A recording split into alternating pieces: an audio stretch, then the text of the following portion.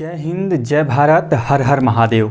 दोस्तों, आज के इस वीडियो में हम लोग बात करेंगे इंडियन कॉन्स्टिट्यूशन के जो भी मोस्ट इम्पॉर्टेंट आर्टिकल्स हैं, जिसको हम लोग बोलते हैं दोस्तों संविधान के अनुच्छेद।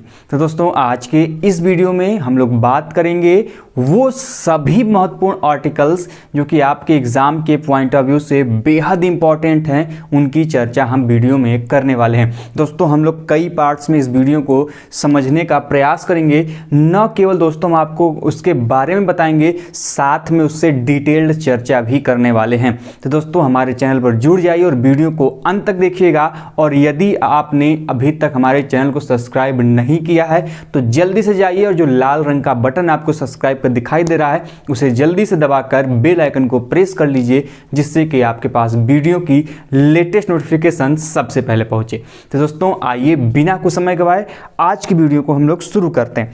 तो दोस्तों, आपको यह जानकारी होनी चाहिए कि हमारा जब संविधान बना तो मूल रूप से दोस्तों इसमें अनुच्छेदों की कुल संख्या कितनी थी दोस्तों? तो वह थी 395, अर्थात कुल अनुच्छेद 395 थी। अब महत्वपूर्ण ये है कि वर्तमान में कई ऐसे पुस्तकें हैं दोस्तों जो आपको इनकी संख्या वर्तमान में बढ़ाकर कोई 448, कोई 444, कोई 460 अलग अलग दी गई हैं। लेकिन दोस्तों, मैं आपको बता दूं कि कभी भी अनुच्छेदों की संख्या नहीं बढ़ती है, बल्कि जो ये अनुच्छेद होते हैं, जो आर्टिकल्स होते हैं, उसके सब जो आर्टिकल बनते हैं अर्थात उनके अंदर ही अलग से प्रावधान जोड़ दिया जाता है। एज एग्जाम्पल मैं बात करूं दोस्तों, तो जैसे आर्टिकल 21 है। आर्टिकल 21 है दोस्तों, प्राण एवं दैहिक स्वतंत्रता का अधिकार। लेकिन दोस्तों, अब इसी आर्टिकल 21 में जब कॉन्स्टिट्यूशनल अमेंडमेंट किया गया, जब संविधान संशोधन किया गया, तो दोस्तों जोड़ा गया 21 क। अब देखिए, अब इसी को कुछ दूसरे जो लेखक हैं दोस्तों, या फिर दूसरे जो टीचर हैं, इसको क्या कर लेते हैं, वो अलग से जोड़ लेते हैं कि ये अलग से बढ़ गया कॉन्स्टिट्यूशन में हमारे अनुच्छेद। तो मेरे मित्र, मेरे भाई, ध्यान से सुनिएगा कि संविधान में अनुच्छेदों की संख्या नहीं बढ़ती है, बल्कि किसी अनुच्छेद में उसके नए प्रावधान को उसके सब आर्टिकल के रूप में, सब सेक्शन के रूप में या सब क्लॉज के रूप में जोड़ दिया जाता है। तो 21 क का अधिकार क्या बताता है? अनिवार्य शिक्षा का अधिकार, जो कि हम लोग आगे पढ़ेंगे। तो उम्मीद करते हैं यह जो छोटा सा कॉन्सेप्ट है आप समझ पाए होंगे कि मूल संविधान हो चाहे वर्तमान संविधान हो, अनुच्छेदों की कुल संख्या कितनी है? 395 है। बढ़ा क्या है? तो इन्हीं अनुच्छेदों में सब क्लॉज को बढ़ाया गया है, जो कि बाद में संविधान संशोधन की प्रक्रिया के द्वारा बढ़ाया गया। अब आइए उन सब महत्वपूर्ण प्रश्नों के या आर्टिकल्स की चर्चा कर लेते हैं जो आपके एग्जाम के पॉइंट ऑफ व्यू से महत्वपूर्ण है। एक और बात मैं आपको बताते हुए चलूं, अभी ये जो हम लोग बात करेंगे आर्टिकल्स की, ये जनरल वे में होगी, साधारण तरीके से होगी। लेकिन हम अलग से स्पेशल वीडियो लाएंगे जो सब क्लॉज वाले सेक्शन है, जहां से आपके एग्जाम में प्रश्न बनते हैं, उसकी वीडियो अलग से होगी। वो विशेषतः जैसे कि 15 के अनुच्छेद जो 15 है, क ख ग, उनसे बहुत बनते हैं, तो उसकी हम अलग से वीडियो लाएंगे जो सब क्लॉज वाले सेक्शन है उनके बारे में। तो उस वीडियो को भी देखना मत भूलिएगा। आते हैं अपने वीडियो की तरफ। तो सबसे पहला आता है आर्टिकल 1 से ही शुरुआत करते हैं दोस्तों। तो सबसे पहला आपके एग्जाम में पूछ लेता है भैया कि भारत क्या है? राज्यों का संघ है, यूनियन ऑफ द स्टेट है। तो अब देखिए, पहली बात तो यही पूछ लिया जाता है कि भारत निम्नलिखित में से क्या है? तो मेरे भाई, भारत क्या है कि भारत राज्यों का संघ है। प्रश्न दूसरा ये पूछ देता है कि ये जो भारत राज्यों का संघ है, यह किस आर्टिकल में है, किस अनुच्छेद में कहा गया कि हमारा जो भारत है, हमारा जो इंडिया देश है, यह राज्यों का संघ है? तो मेरे भाई, यह कहा गया है आर्टिकल 1 में, अनुच्छेद 1 में। साथ में यह भी जानने का प्रयास करिएगा कि हमारे जो देश है, संघ मतलब देश कह लीजिए, संघ का नाम एवं उनके राज्य क्षेत्र।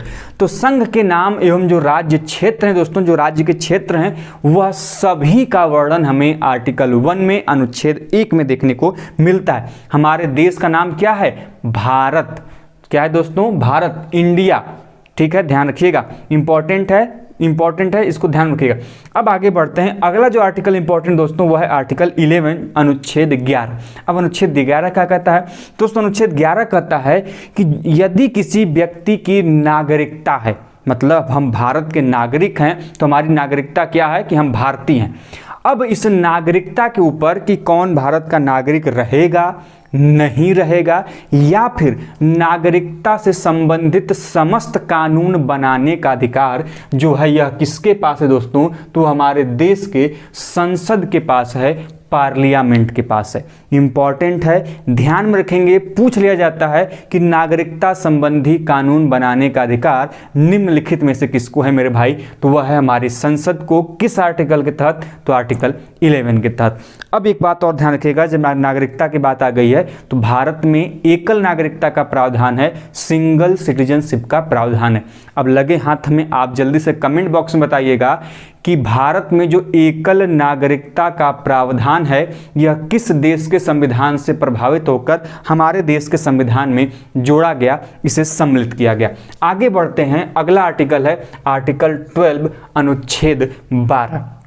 तो दोस्तों आपको यह जानकारी होनी चाहिए कि अनुच्छेद 12 में राज्य की परिभाषा का वर्णन दिया गया है। महत्वपूर्ण है मेरे दोस्त, इंपॉर्टेंट है। पहला भाग है जो संविधान का भाग है वह राज्य क्षेत्र, संघ एवं राज्य क्षेत्र से संबंधित है। संविधान का दूसरा भाग नागरिकता से संबंधित है और संविधान का तीसरा भाग मौलिक अधिकार संबंधित दोस्तों। और उसी मौलिक अधिकार में जो संविधान है हमारा वह किसकी बात करता है, राज्य की परिभाषा की बात। तो राज्य जो सरकार है उसी को राज्य के रूप में प्रदर्शित किया गया है कि सरकार कैसे काम करेगी, सरकार के अंग क्या होंगे, उसकी परिभाषा क्या होगी। यह किस आर्टिकल में दोस्तों, आर्टिकल 12 में देखने को मिलता है। इंपॉर्टेंट है, ध्यान रखिएगा। डिफिनेशन ऑफ स्टेट किसमें डिफाइन किया गया है, यह डिफाइन किया गया है आर्टिकल 12 में। आगे बढ़ते हैं अनुच्छेद 13 में। तो मेरे दोस्त ध्यान रखिएगा, कहीं एक बात और ध्यान रखिए, कभी कोई पूछ लेता है कि राज्य की परिभाषा या फिर हमारे संविधान में जो राज्य की परिभाषा है इसका स्वरूप क्या है। दोस्तों यह खुद में एक मौलिक अधिकार है, आपको यह ध्यान रखना है। अब अगला आर्टिकल जो है दोस्तों आर्टिकल 13, इसमें क्या मिलता है, तो दोस्तों आर्टिकल 13 में हमें जुडिशियल रिव्यू जिसको हम लोग बोलते हैं, जिसको हम लोग हिंदी में बोलते हैं दोस्तों न्यायिक पुनर्विलोकन, इसके संबंधित कुछ प्रावधानों की चर्चा हमको देखने को मिलती है। साथ में जो मूल अधिकार हमारे हैं जिसको हम लोग बोलते हैं दोस्तों फंडामेंटल राइट, इनके अल्पीकरण का भी हमें प्रावधान इस आर्टिकल 13 से जुड़ा हुआ दिखाई देता है। तो आपको दो चीजें ध्यान रखनी है, आर्टिकल 13 से जुडिशियल रिव्यू और मूल अधिकारों का अल्पीकरण। अब बहुत ही इंपॉर्टेंट है अनुच्छेद 14 आर्टिकल 14। तो दोस्तों आप लोगों ने अधिकारों में पढ़ा होगा, जो फंडामेंटल राइट्स है उसमें एक अधिकार है समता का अधिकार। तो दोस्तों समता के अधिकार के अंतर्गत ही आता है कि विधि के समक्ष समानता, जिसको हम लोग बोलते हैं इक्वालिटी बिफोर लॉ। इसका मतलब ये होता है कि कोई भी व्यक्ति हो, चाहे वो अमीर हो, गरीब हो, राजनेता हो, कोई भी व्यक्ति हो, भारत के सभी नागरिक विधि के समक्ष, विधि का मतलब होता है कानून, लॉ।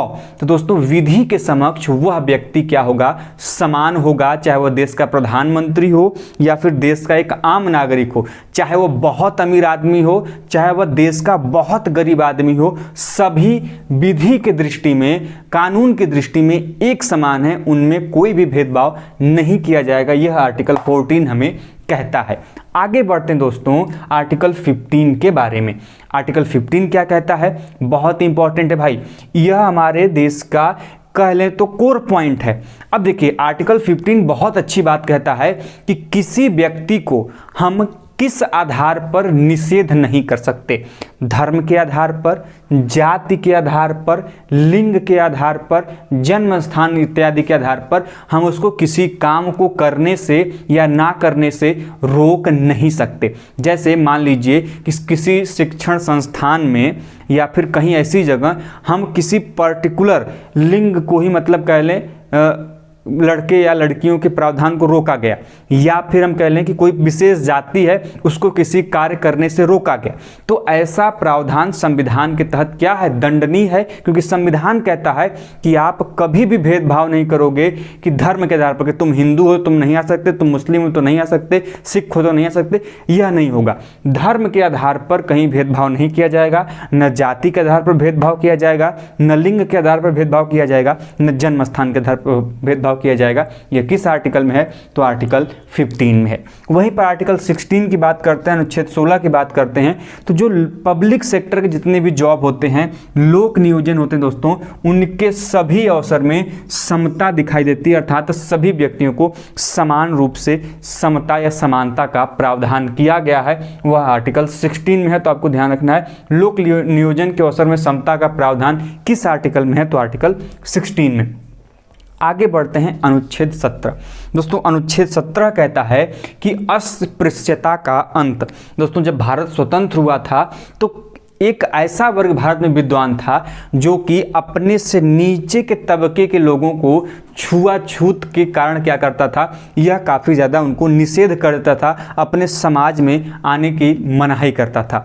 तो इसी छुआछूत की जो बीमारी कह लें, मानसिक बीमारी इसको कहते हैं हम, तो सिंपल सी बात है कि भाई वो भी एक इंसान है, हम भी एक इंसान है। यदि उनके बीच में छुआछूत जैसी एक मानसिक बीमारी आपके बीच में है तो आप इंसान के योग्य नहीं हैं, क्योंकि आप इंसान नहीं देख रहे हैं, कुछ और देख रहे हैं जो कि आपकी गंदगी को दर्शाता है मेरे भाई।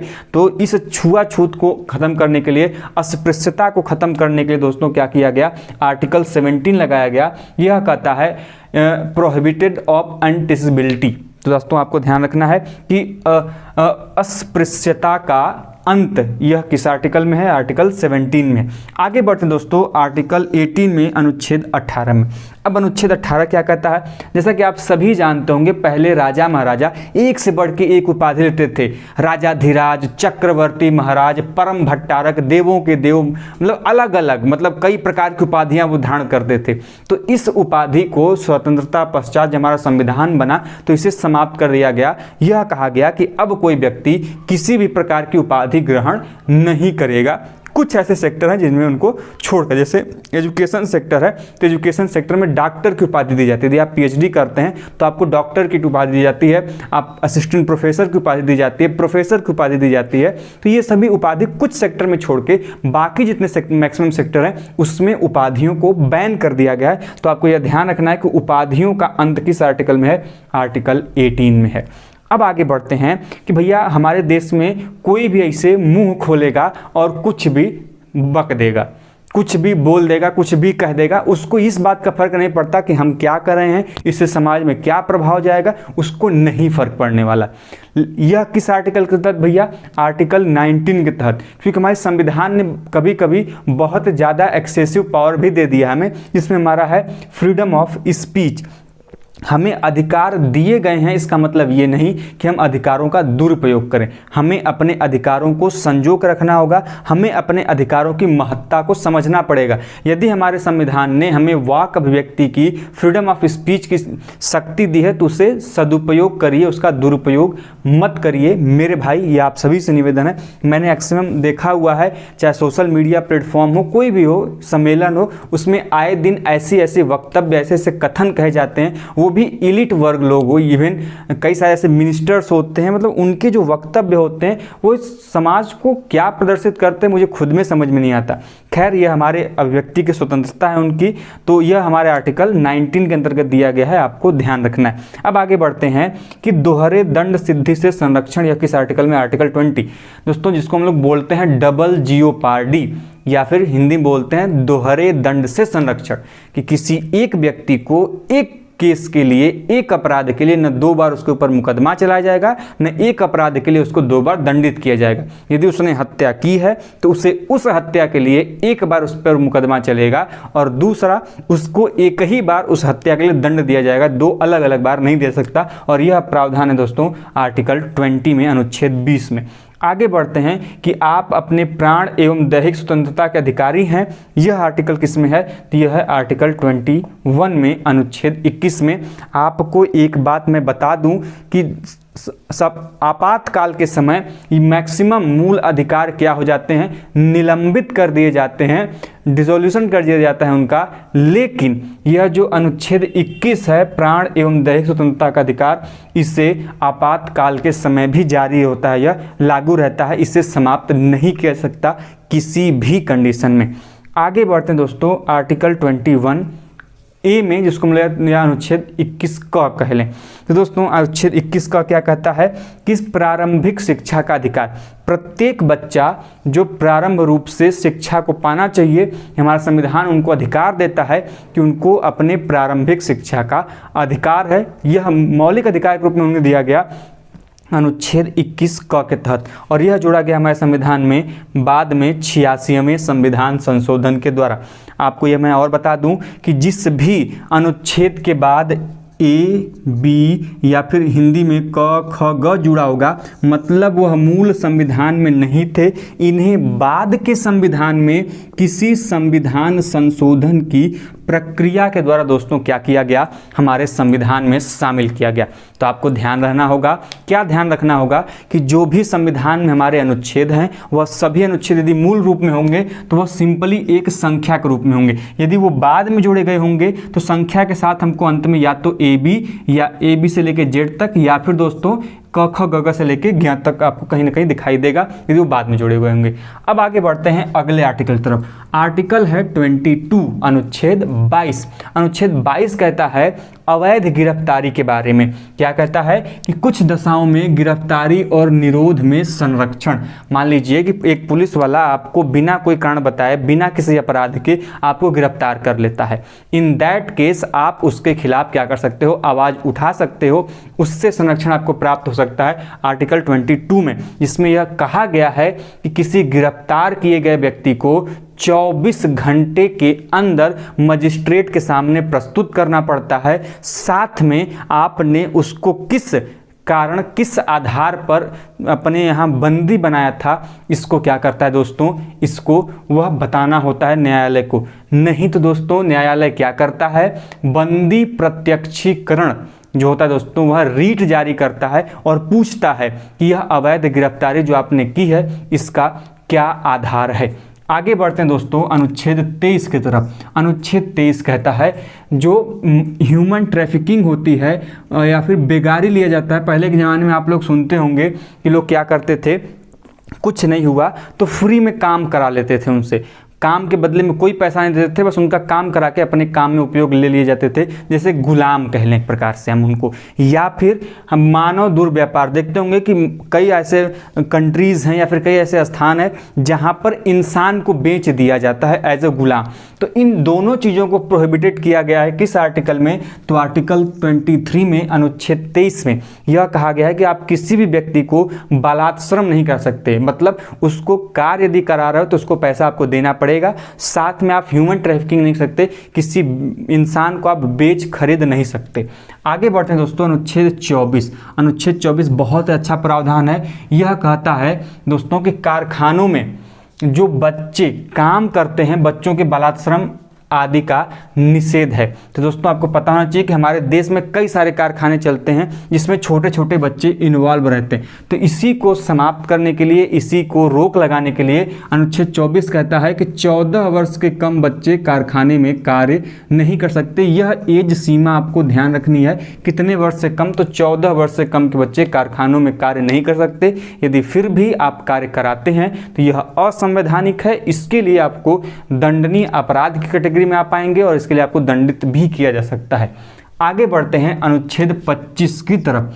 अनुच्छेद 25 क्या कहता है कि आप अपने धर्म को अपने अंतःकरण से क्या कर सकते हैं, आबाद रूप से मान सकते हैं। आप किसी भी धर्म को मान सकते हैं। यदि आप चाहें तो आप हिंदू धर्म को मान सकते हैं, मुस्लिम धर्म को मान सकते हैं, या फिर सिख धर्म, जैन धर्म, बौद्ध धर्म, जितने धर्म है दोस्तों आप किसी भी धर्म को मान सकते हैं। इस पर किसी भी प्रकार का हस्तक्षेप सरकार द्वारा या किसी व्यक्ति द्वारा स्थायी नहीं होगा आपके ऊपर। यह आपका अपना स्वतंत्र विचार होगा। आप अपने धर्म को लेकर कोई भी आचरण कर सकते हैं, उसका प्रचार प्रसार कर सकते हैं। इसकी स्वतंत्रता आपको दी गई है किस आर्टिकल में, आर्टिकल 25 में। आप लोग देखते होंगे कि इस्लाम का धर्म हो चाहे हिंदू धर्म हो, सभी व्यक्तियों की अपनी अपनी प्रचार प्रसार वो लोग करते हैं अपने धर्म का, अपने धर्म के लिए अलग अलग कार्य करते हैं। वो क्यों कर पाते हैं ऐसा, क्यों सरकार उन पर हस्तक्षेप नहीं करती?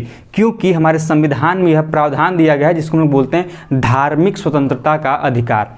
तो दोस्तों यह हमारे अधिकार एक मौलिक अधिकार के रूप में हमें प्रभावित हैं, दिए गए हैं। आगे बढ़ते हैं दोस्तों अनुच्छेद 27 के तहत। देखिए भाई, अब धर्म की कोई धर्म बहुत ज़्यादा विकसित है, कोई धर्म कम विकसित है, या फिर धर्म के लिए कई सारे अलग अलग संप्रदायों में अलग अलग रीति रिवाज हैं, विधि प्रक्रिया है। तो धर्म की वृद्धि के लिए दोस्तों क्या करते हैं, लोग कर संदाय करते हैं, मतलब चंदा वसूलते हैं, कोई टैक्स लेता है, कुछ भी करता है, क्योंकि उनके धर्म की समृद्धि हो। किसी को मस्जिद बनवाना है, किसी को मंदिर बनवाना है, किसी को कुछ कार्य करवाना है, कोई भजन कीर्तन कुछ भी करवाता है, उसके लिए वो टैक्स ले सकता है। तो इसके लिए दोस्तों भी आज़ादी दी गई है कि आप अपने धर्म की वृद्धि के लिए क्या कर सकते हैं, कर संदाय कर सकते हैं, मतलब टैक्स ले सकते हैं, चंदा ले सकते हैं, आपसी भागीदारी कर सकते हैं। ये हमारे आर्टिकल 27 में दिया गया है। वहीं पर बात करें आर्टिकल 29, तो भैया हमारे देश में कुछ ऐसे वर्ग हैं जो बहुसंख्यक वर्ग हैं, कुछ ऐसे वर्ग हैं जो अल्पसंख्यक वर्ग हैं, जिसको हम लोग माइनॉरिटीज़ बोलते हैं। दोस्तों माइनॉरिटीज़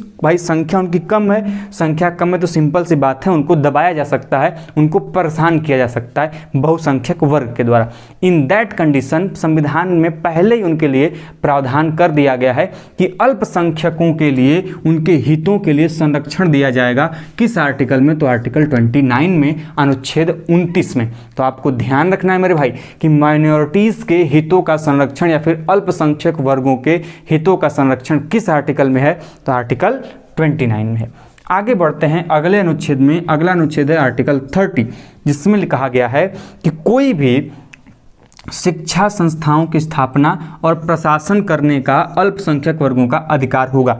मतलब दोस्तों कि जो अल्पसंख्यक वर्ग हैं, जो माइनॉरिटीज़ हैं, वह अपनी शिक्षा संस्थाओं की स्थापना कर सकते हैं। अपने जो शिक्षण संस्थान है उनकी स्थापना करने के बाद उनका अपना उस पर एडमिनिस्ट्रेशन हो सकता है, प्रशासन हो सकता है, क्योंकि अल्पसंख्यक वर्गों के विकास के लिए, उनके उन्नति के लिए। तो यह प्रावधान दिया गया है अनुच्छेद 30 के तहत। देखिए हमारे जो भारत का संविधान है, बड़ी इसकी अच्छी खासियत है कि यह सभी लोगों के लिए समान रूप से उनको संतुलित करने का कार्य करती है। यह किसी के साथ भेदभाव करने का अवसर नहीं देती है। यदि कहीं पर भी भेदभाव का थोड़ा बहुत यदि बचता है तो हमारे संविधान संशोधन की प्रक्रिया द्वारा समझ लीजिए उसको एक स्तंभ दे दिया जाता है और उसे पुनः संतुलित कर दिया जाता है। लेकिन हमारे संविधान की सबसे बड़ी खासियत है मेरे भाई कि पहले से ही जिन्होंने इस संविधान का निर्माण किया, संविधान सभा ने, उनकी बौद्धिक क्षमता को मैं दाद देता हूं कि उन्होंने फ्यूचर को देखते हुए हर एक प्रावधान उसी समय हमारे संविधान में सम्मिलित कर लिए थे। आगे बढ़ते हैं दोस्तों अगले आर्टिकल के तहत आर्टिकल 32 बहुत इंपॉर्टेंट है, जिसको हम लोग बोलते हैं दोस्तों संवैधानिक उपचारों का अधिकार। क्या बोलते हैं दोस्तों, कॉन्स्टिट्यूशनल रेमेडीज बोलते हैं दोस्तों इसको। संवैधानिक उपचारों का अधिकार यह किस आर्टिकल में है, बहुत इंपॉर्टेंट है, आर्टिकल 32 में है।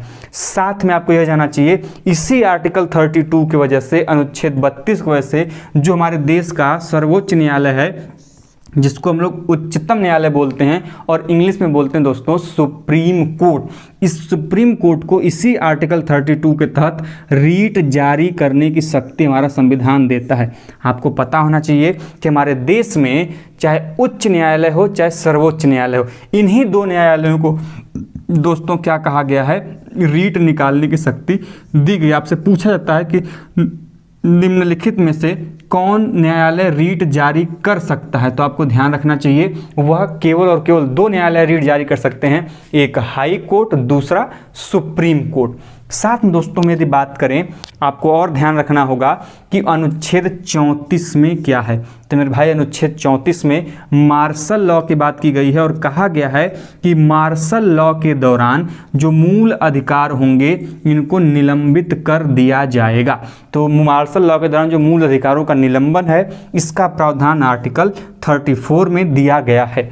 अब हमें जल्दी से कमेंट बॉक्स में बताइए कि हमारे देश में मार्शल लॉ लागू कौन करता है। हमने अपने वीडियोस में जब क्लास में ले रहा था तो हमने इसकी चर्चा की हुई है, तो जल्दी से आप हमें कमेंट बॉक्स के माध्यम से बताइए कि मार्शल लॉ भारत देश में कौन लागू करता है, किसके पास ये अधिकार है। आगे बढ़ते हैं अगले आर्टिकल की तरफ। अगला आर्टिकल है आर्टिकल 35 अनुच्छेद 35।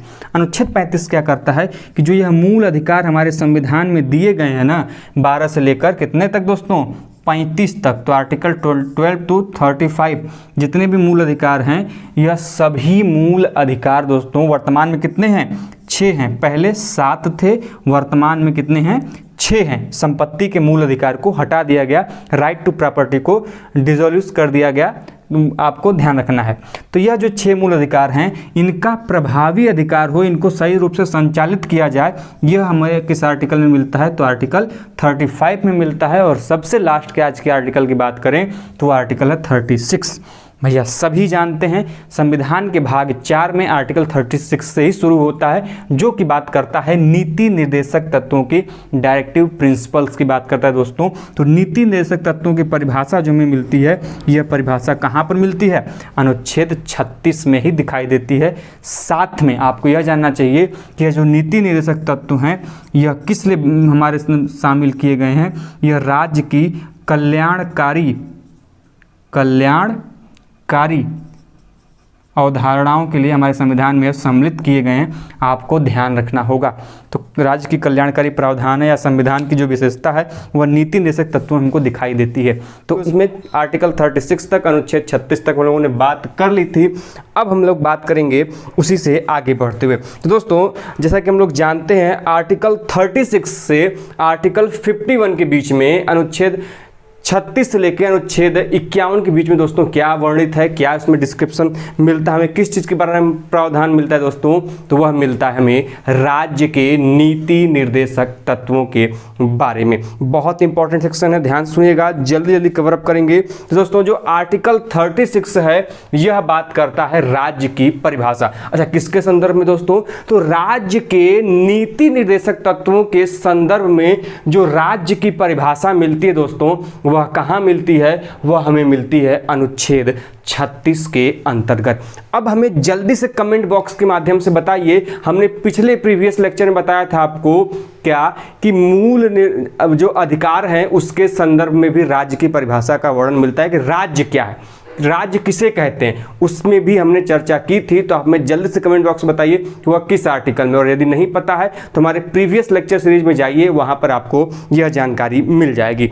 आगे बढ़ते हैं दोस्तों अगले आर्टिकल की तरफ। तो वह आर्टिकल है आर्टिकल 38। तो अनुच्छेद 38 किसकी बात करता है दोस्तों? तो हमारे देश में 3 प्रकार के न्याय की, 3 टाइप ऑफ जस्टिस की चर्चा की गई है। वह कौन कौन से न्याय के प्रकार है दोस्तों? तो वह हो सकता है सामाजिक न्याय, जिसको हम लोग बोलते हैं दोस्तों सोशल जस्टिस। उसके बाद है दोस्तों आर्थिक न्याय, जिसको हम लोग बोलते हैं दोस्तों इकोनॉमिकल जस्टिस। और तीसरा है दोस्तों राजनैतिक न्याय, जिसको हम लोग बोलते हैं पॉलिटिकल जस्टिस। तो दोस्तों हमारे संविधान में 3 प्रकार की न्याय की चर्चा की गई है। कहाँ पर? तो राज्य के नीति निर्देशक तत्वों में सामाजिक, आर्थिक और राजनैतिक। दोस्तों हम लोगों ने जब प्रस्तावना पढ़ रहे थे, प्रीएम्बल ऑफ द कॉन्स्टिट्यूशन पढ़ रहे थे, उसमें भी दोस्तों इसके बारे में चर्चा मिलता है, सामाजिक, आर्थिक और राजनैतिक न्याय के बारे में।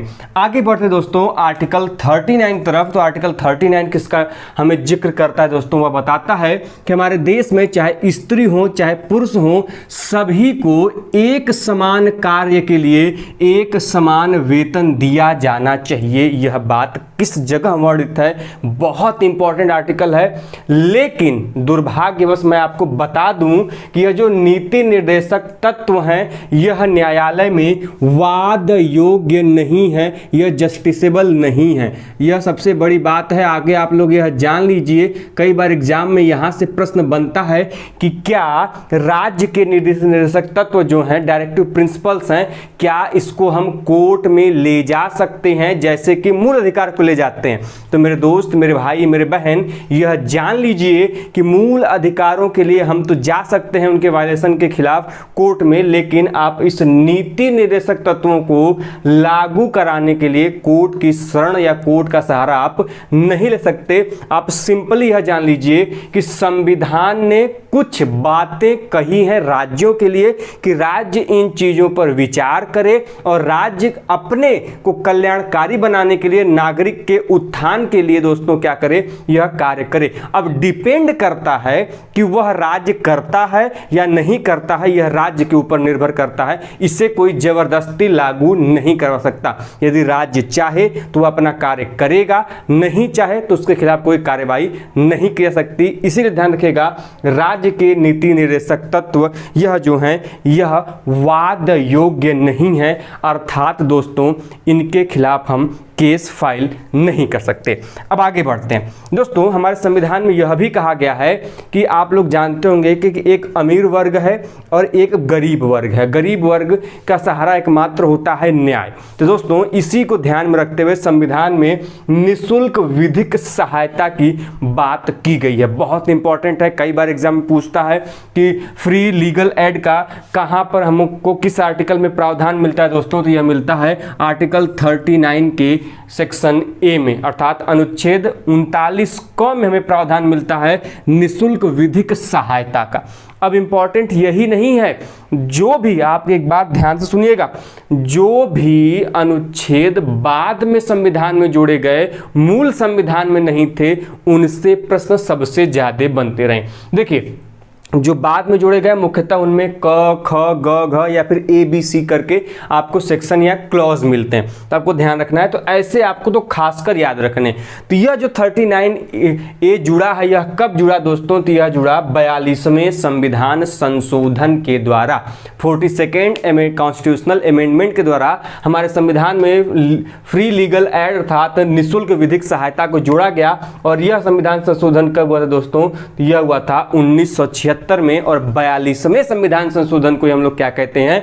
लघु संविधान कहते हैं, मिनी कॉन्स्टिट्यूशन कहते हैं। इसको भी बात इस दिमाग में याद करके बंद कर लीजिएगा। आगे बढ़ते हैं अनुच्छेद 40 की तरफ। दोस्तों अनुच्छेद 40 बात करता है किसके बारे में? ग्राम पंचायतों के बारे में। जी हाँ दोस्तों, ग्राम पंचायत जो होते हैं, इन ग्राम पंचायतों के संगठन के बारे में दोस्तों यह किस आर्टिकल में वर्णन मिलता है? यह मिलता है अनुच्छेद 40 में। वहीं पर आगे बढ़े दोस्तों तो आर्टिकल जो 43 है मेरे दोस्त, आर्टिकल 43 बात करता है निर्वाह मजदूरी और कुटीर उद्योग के विकास के लिए। दोस्तों ग्राम लेवल पे जैसे अभी तो हम लोग देखते हैं बहुत बड़ी बड़ी कंपनियां स्टैब्लिश होती हैं, फैक्ट्रीज स्टैब्लिश होती हैं, लेकिन ग्राम स्तर पर यह कार्य संभव नहीं हो पाता। तो सरकार का या राज्य का क्या यह कर्तव्य होना चाहिए, क्या दायित्व होना चाहिए कि वह लोगों के उत्थान के लिए कुटीर उद्योग का विकास करे। और यह प्रावधान हमें किस आर्टिकल में मिलता है?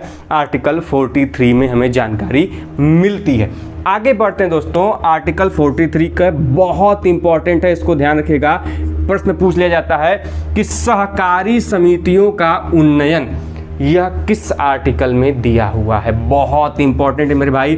तो सहकारी जो समितियों का उन्नयन है यह मिलता है 43 क्लॉज बी में, अर्थात अनुच्छेद 43 ख में इसके बारे में प्रावधान मिलता है। कभी कभी पूछ देता है कि कौन से नीति निर्देशक तत्व में सहकारी समिति का वर्णन मिलता है? तो अनुच्छेद 43 ख में। और इसे कब जोड़ा गया? तो इसे जोड़ा गया 97वें संविधान संशोधन के द्वारा, जो कि 2011 में हुआ था, 1907 कॉन्स्टिट्यूशनल अमेंडमेंट के द्वारा।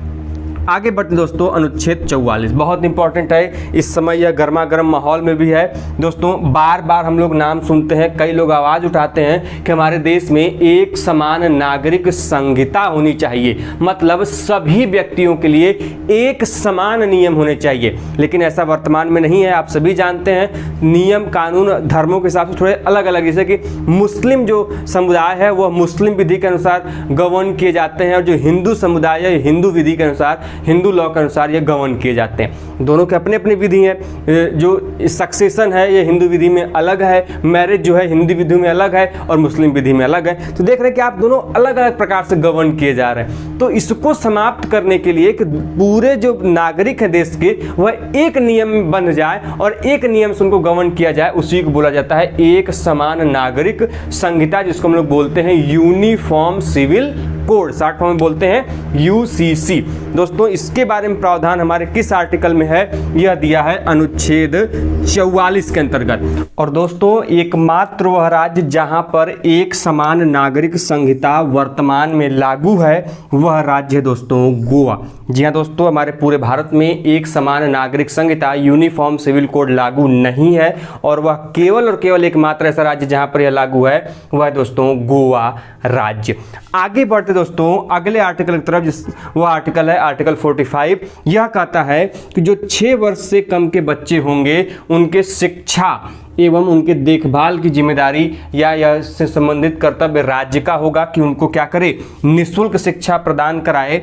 दोस्तों यह कहा किस संविधान संशोधन के द्वारा जोड़ा गया, यह जोड़ा गया 86वें संविधान संशोधन के द्वारा 2002 में। कभी कभी पूछ देता है कि राज्य के नीति निर्देशक तत्वों में 6 वर्ष से कम बच्चों के लिए शिक्षा एवं देखभाल का प्रावधान किस संविधान संशोधन के द्वारा जोड़ा गया, तो यह जोड़ा गया है 86वें संविधान संशोधन के द्वारा।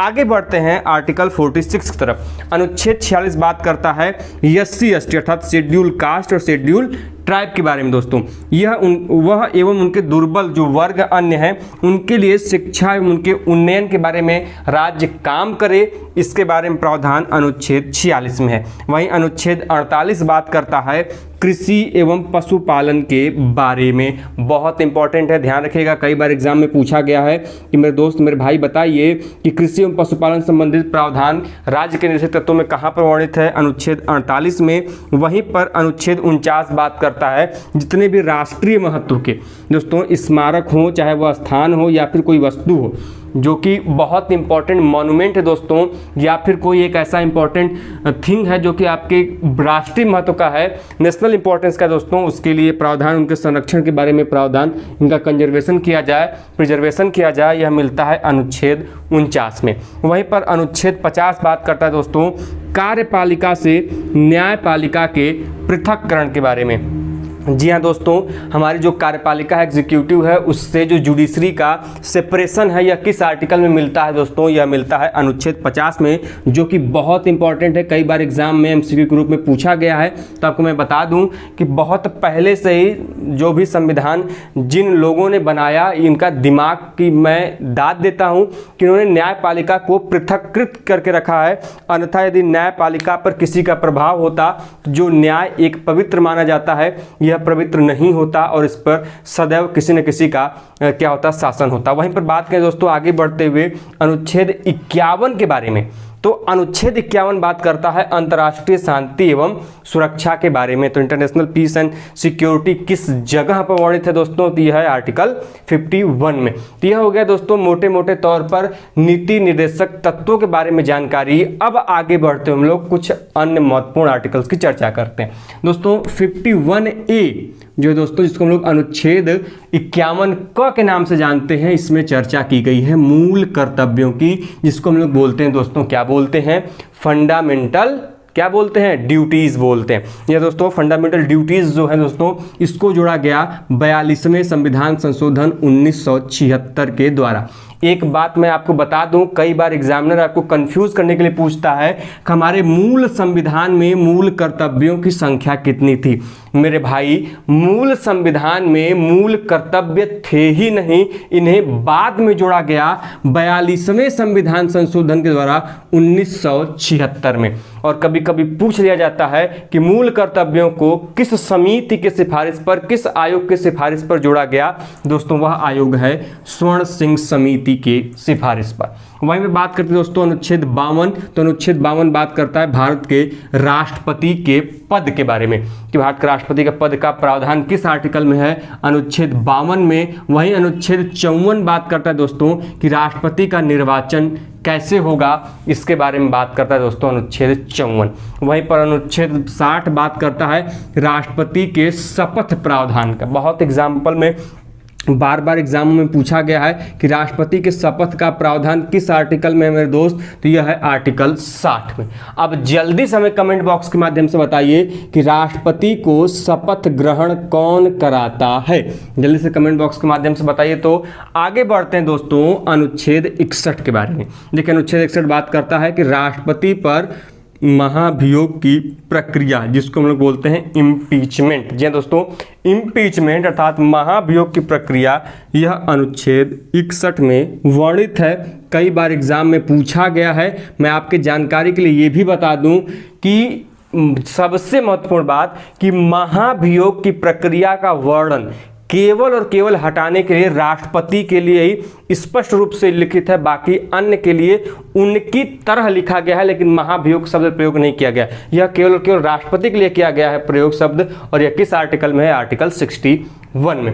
आर्टिकल 63 की तरफ चलते हैं। आर्टिकल 63 बात करता है उपराष्ट्रपति के बारे में, वाइस प्रेसिडेंट के बारे में, कि वाइस प्रेसिडेंट का पद है, इसके बारे में किस आर्टिकल में है, आर्टिकल 63 में। वहीं आर्टिकल जो 64 है, अनुच्छेद 64 दोस्तों, यह जो हमारे उपराष्ट्रपति होंगे, वाइस प्रेसिडेंट होंगे दोस्तों, यह राज्यसभा के पदेन सभापति भी होंगे। मतलब यदि आप उपराष्ट्रपति बनते हैं हमारे देश के, तो आप स्वतः ही उपराष्ट्रपति बनने के साथ ही जो हमारी राज्यसभा है संसद की, उसके भी आप अपने आप स्वतः क्या बन जाएंगे, सभापति बन जाएंगे। तो इसके बारे में प्रावधान किस आर्टिकल में है, आर्टिकल 64 में है। कई बार पूछ लिया जाता है कि राज्यसभा का पदेन सभापति कौन होता है, तो मेरे भाई ध्यान रखिएगा, वह होता है उपराष्ट्रपति, वाइस प्रेसिडेंट। आगे बढ़ते हैं अनुच्छेद 69 के बारे में। जैसे अनुच्छेद 60 में राष्ट्रपति के शपथ का प्रावधान था, वैसे अनुच्छेद 69 में उपराष्ट्रपति के शपथ का प्रावधान है, आपको ध्यान रखना है। आगे बढ़ते हैं अनुच्छेद 70 के बारे में। अनुच्छेद 70 यह बताता है कि उस केस में जब राष्ट्रपति अपने पद पर न हो, मान लीजिए किसी विदेशी दौरे पर गए हो, उनका बहुत ज़्यादा तबीयत खराब हो गया, फिर अपने काम से कुछ दिनों की कार्यावधि से छुट्टी लिए हो, या फिर उनका निधन हो गया हो, तो इस सिचुएशन में दोस्तों जब उपराष्ट्रपति राष्ट्रपति के कर्तव्यों का निर्वहन करते हैं, तो इसके बारे में प्रावधान अनुच्छेद 70 में हमें वर्णित मिलता है। क्या मिलता है कि उपराष्ट्रपति के द्वारा राष्ट्रपति के कर्तव्यों का निर्वहन। आगे बढ़ते दोस्तों, अनुच्छेद 72 कहता है कि राष्ट्रपति को क्षमा दान की शक्ति होगी। देखिए हमारे देश में दो लोग क्षमा दान कर सकते हैं। एक कर सकता है दोस्तों हमारा राष्ट्रपति कर सकता है। कौन कर सकता है, राष्ट्रपति प्रेसिडेंट, और दूसरा कर सकता है गवर्नर, जिसको हम लोग बोलते हैं दोस्तों राज्यपाल। अंतर क्या है यह समझने की कोशिश करिएगा। राष्ट्रपति किसी भी प्रकार की यदि उसको दंड दी गई है, इवन मृत्यु भी दिया गया है, तो मृत्यु दंड भी वह क्षमा कर सकता है राष्ट्रपति। लेकिन मृत्यु दंड हमारा जो गवर्नर है वह इसे क्षमादान नहीं दे सकता, वह केवल और केवल सजा में कमी कर सकता है। कौन, राज्यपाल। तो यह दोनों चीजें आपको ध्यान रखनी है। राज्यपाल भी क्षमादान शक्ति देता है, लेकिन दंड में उसकी सजा को कम करके, न कि मृत्यु दंड को समाप्त करके। मृत्यु दंड हमारे देश में एक ही लोग क्षमा दे सकते हैं, उसको वह दे सकता है हमारे देश का राष्ट्रपति, और वो देता है अनुच्छेद 72 के अनुसार। अनुच्छेद 74 1 में चलते हैं दोस्तों। यह बात करता है कि हमारे देश में राष्ट्रपति को सलाह एवं सहायता के लिए क्या होगी, मंत्री परिषद होगा। तो सीधे सीधे तौर पे आपके एग्जाम में पूछेगा कि मंत्री परिषद का प्रावधान किस आर्टिकल में है दोस्तों, तो वह है आर्टिकल 74 के क्लॉज 1 में। आगे बढ़ते दोस्तों अनुच्छेद 75 के बारे में। अनुच्छेद 75 बताता है कि मंत्रियों के संबंध में उपबंध क्या है। तो दोस्तों मैं आपको बता दूं कि हमारे देश में जो मंत्रियों की कुल संख्या होगी, यह मंत्री परिषद के में जितने लोकसभा के जो 15% होंगे लोग, इससे अधिक नहीं होगी। कभी कभी पूछ लेता है मंत्री परिषद में जो मंत्रियों की संख्या होती है वह कितने सदस्यों से अधिक नहीं हो सकती दोस्तों, कितने प्रतिशत से, तो वह हो सकती है 15% से। और ऐसा नियम बनाया गया कि 15% से अधिक नहीं होगी।